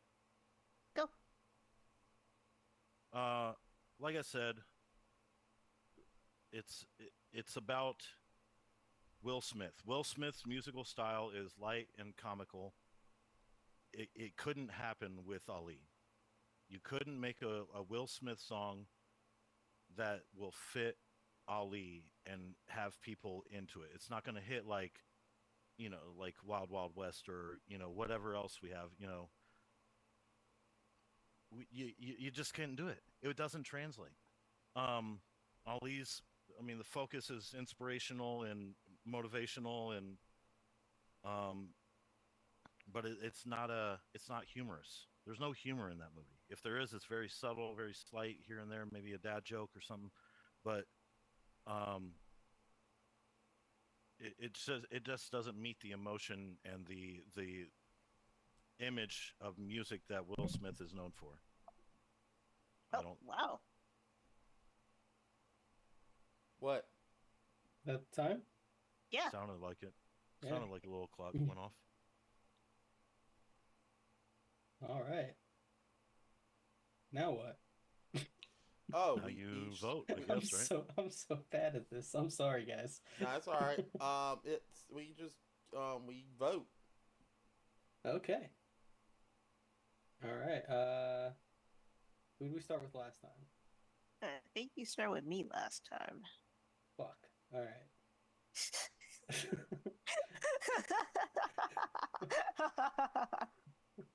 Okay, so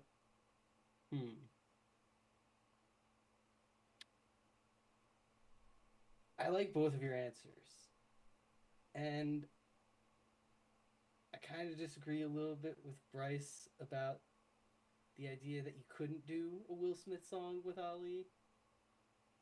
I think it, I think he would have to do something a little different than like Wild Wild West. But I think you could do like an inspirational Will Smith rap that could work in some context with Ali. And I like the boldness of the choice. So I'm going with John.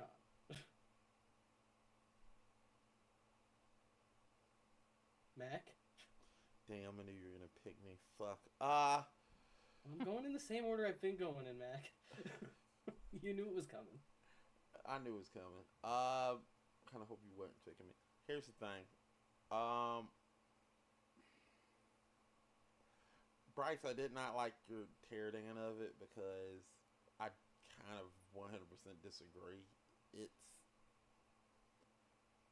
It's not like Ali had a lot of different tones in it, and also Will Smith is not just partying. He actually can do somber songs because he can do it. So he does have a range to him because he's a pop. He's not just a rapper. He does pop too. So Yeah, he did a song for Nightmare on Elm Street. Yeah, he did. So he Did does he? have range. He That's did, news to man. me. It wasn't official. It's called Nightmare on My Street. Yeah, Oh, but Lord. I just want to illustrate that Will Smith does have range. So I kind of disagree with that because he does have range. So that's already. I wish I could take these digital glasses off right now, so you could see my eyes. So How if you're confused tearing I am that by down, what you're I with that tearing that down, I do agree that I feel like and also him being funny. I mean, yeah, there are points in Ali. You're right. There are points in Ali that's not funny, but you're right. But I agree with that point that he made. yeah, Ali there's is nothing not in a Ali that's particularly funny movie. yeah. So, yeah, but I'm going with John. I just feel like it does need some Will Smith songs. I feel like with yours, it just, you know, forgot your answer. Hancock? I A drunk I bum want rapping? both I of mean, what these. else you want? It's like Bone Thugs and Harmony's 6-member. Yeah, but it feels like it just feels Hancock is not that good of a film. I'm going with. And they would have been Neither better. is Wild Wild Neither West, was Wild to be Wild fair. Yeah, but Wild Thank Wild you. West was entertaining. The song was way better. I'm sorry. Hancock's a better movie. Yeah, but Will's Wild Wild West is entertaining. The Wild Wild West song was better in the movie. Hancock's song would be better than the Hancock movie. That yeah. Whatever, That's I'm probably picking true. John. And therefore, the best I'm so one. glad to be on this side and not fighting anymore and to be retired. So I lost. I lost the tiebreaker that you fucking... That we rigged for you. Yeah, you rigged for me. I didn't bring Thank you. shit. I just Thanks picked for these. just keeping me... Hey. I should have just shut my mouth. Mist, what did you think? If I had never suggested the 2-point fucking thing, I would have been gone an hour ago. Hey, Bryce, I would have picked yours because I could also picture Will Smith as Hancock doing some kind of in-joke while he's rapping to himself in the movie. Yeah, One of the songs. Can't like imagine while he's Ali waking doing up that. and walking through the city. No. No. Punching and rapping. I just picture him doing. Picture getting me jiggy with rapping. it. I will say, Muhammad Ali Thank is you. a very lyrical man, but I think it would work better in Hancock just because of the humor. Thank you. So can we call that vote 2 points and we go into another tiebreaker? That's not how the show No, works. because it is 10:40. I know. Robinson for revenge film. No, I would forfeit. Okay, so sorry, Bryce, but you lose this fight. Bust! Good day, It's been sir. fun. I got... We will have you back. See, Bryce, Oh. you should have said If you that want my me back. my vote should have counted as 3 votes. Yes, you're Honestly. right. Might as well. If I'd known that, I would have argued stronger. Well, God damn it. It's all right. I had fun. All right, It's time to come back down to earth. You know what I mean? yeah, that's true. It's All true. right, well, it was a good fight. It was. We had a lot of fun. Everybody was very entertaining. Thank you guys.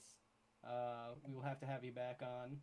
For now, I though. think that's going to happen. This is kind of a Ali revenge fight at Yeah. this point.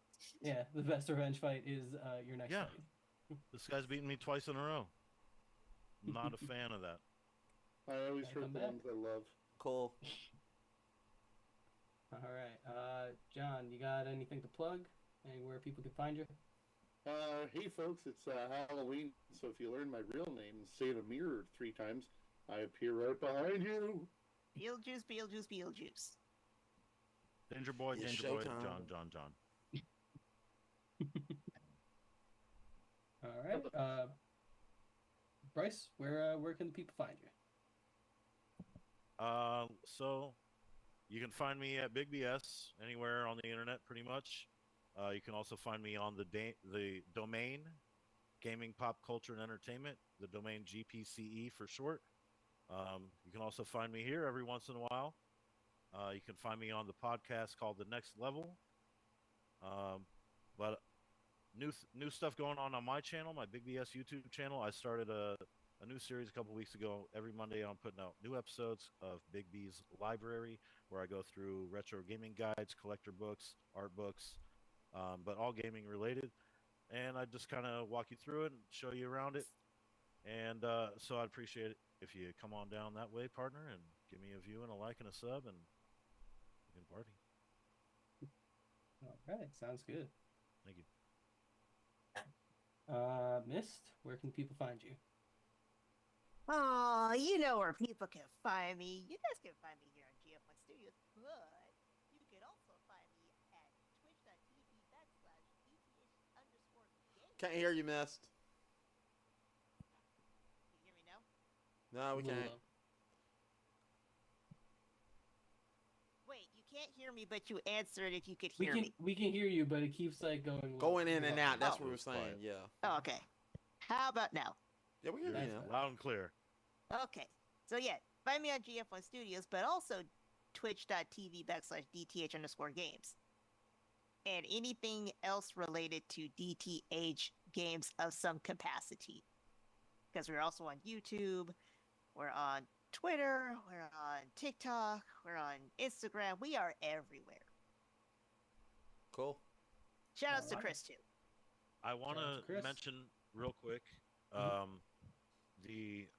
I did collaborate with Chris DTH, Destroyer, for the theme song of my Big B's Library. I made an intro video and he wrote the music to it. So I just want to give a shout out to him for hitting me with the killer track. Yeah. Hell yeah. Yes. Very cool. Very cool. All right. Yeah, you can find me on here, Mac. We're eventually going to be playing Mega Man. Yes. That should be fun. Oh, Yes. come on. Say that with a little bit more enthusiasm. I have no enthusiasm. I tried playing it. I hated it. It'll be fun. It'll be fun. I was so frustrated. It'll be fun. I am Yeah, so well, ready yeah, for this. you're gonna get frustrated. Yeah, I'm going to yell at Mac. Don't worry, I'm prepared. I'm going to be like It's a Mr. controller Miyagi. thrower. All right, Mac. Paint the Where can we find fence. Alright, sorry. So, Miyagi, man. yeah, I'm Mac. Make sure you can follow us. I'm the owner of the Game Fixer channel. Yes, I am. Make sure you can follow me at if you want to follow me on Twitter, follow me at TampaBuckFan88. Or if you want to follow the channel itself, follow us at GG Game Fixers. Make sure you follow us there. And if you're watching the show on YouTube or Twitch, well, you know what to do. Fucking subscribe or follow. Do one of those. And that would be grateful. If you don't, I'll find you and I'll send you my socks. Also, if you want to do Don't another threaten thing. people, Mac. Huh? Don't threaten the potential audience. Look. I'm just telling I you, know, that's a people- good way. If you people don't want offering my you money fucking for that? socks, then you could just go ahead and fucking just fucking. You know, if you subscribe to DTH_games, we're actually a lot nicer to our audience. We're nice to our audience too, but I just want you to subscribe so you won't. It's Send far less socks. antagonistic. Same at Big BS and the domain. Also, you know what would be great too?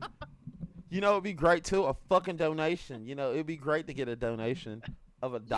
Yeah, donate to DTH underscore I know, right? games. No, no, no, Apparently no, we are nicer.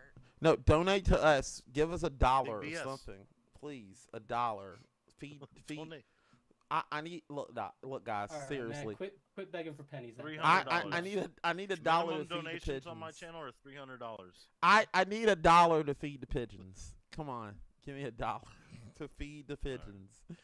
Come on. All Mike. right, Mac. But wrap yeah, this up. seriously, make sure you come back next Thursday. Wednesday. Huh? Wednesday. Isn't it Wednesday? Yeah, next Thursday. Next Thursday. Wednesday. Wednesday? I think it's Wednesday. Let me make sure. Or Let is me make it- sure. You're right. It's next Wednesday. Yeah, you're right. Next Wednesday. Come back next Wednesday for a GF1 bloodbath, people. Bloodbath. Which This is is another reason why you need to subscribe to DTH underscore games, because I know the schedule better than the actual owner. Make sure you come by the GF1 Shots bloodbath. fired. GF1 bloodbath, and it's a combination of all the debate shows in the one episode. So make sure you come by and watch that episode. It's going to be a great one, and that will be it for the month of October. But this is a great show, people. We'll see you next time on another episode. So Scott, take us out. Bye, everyone. Thank you for joining us. Sayonara. Goodbye. Bye. See you agree.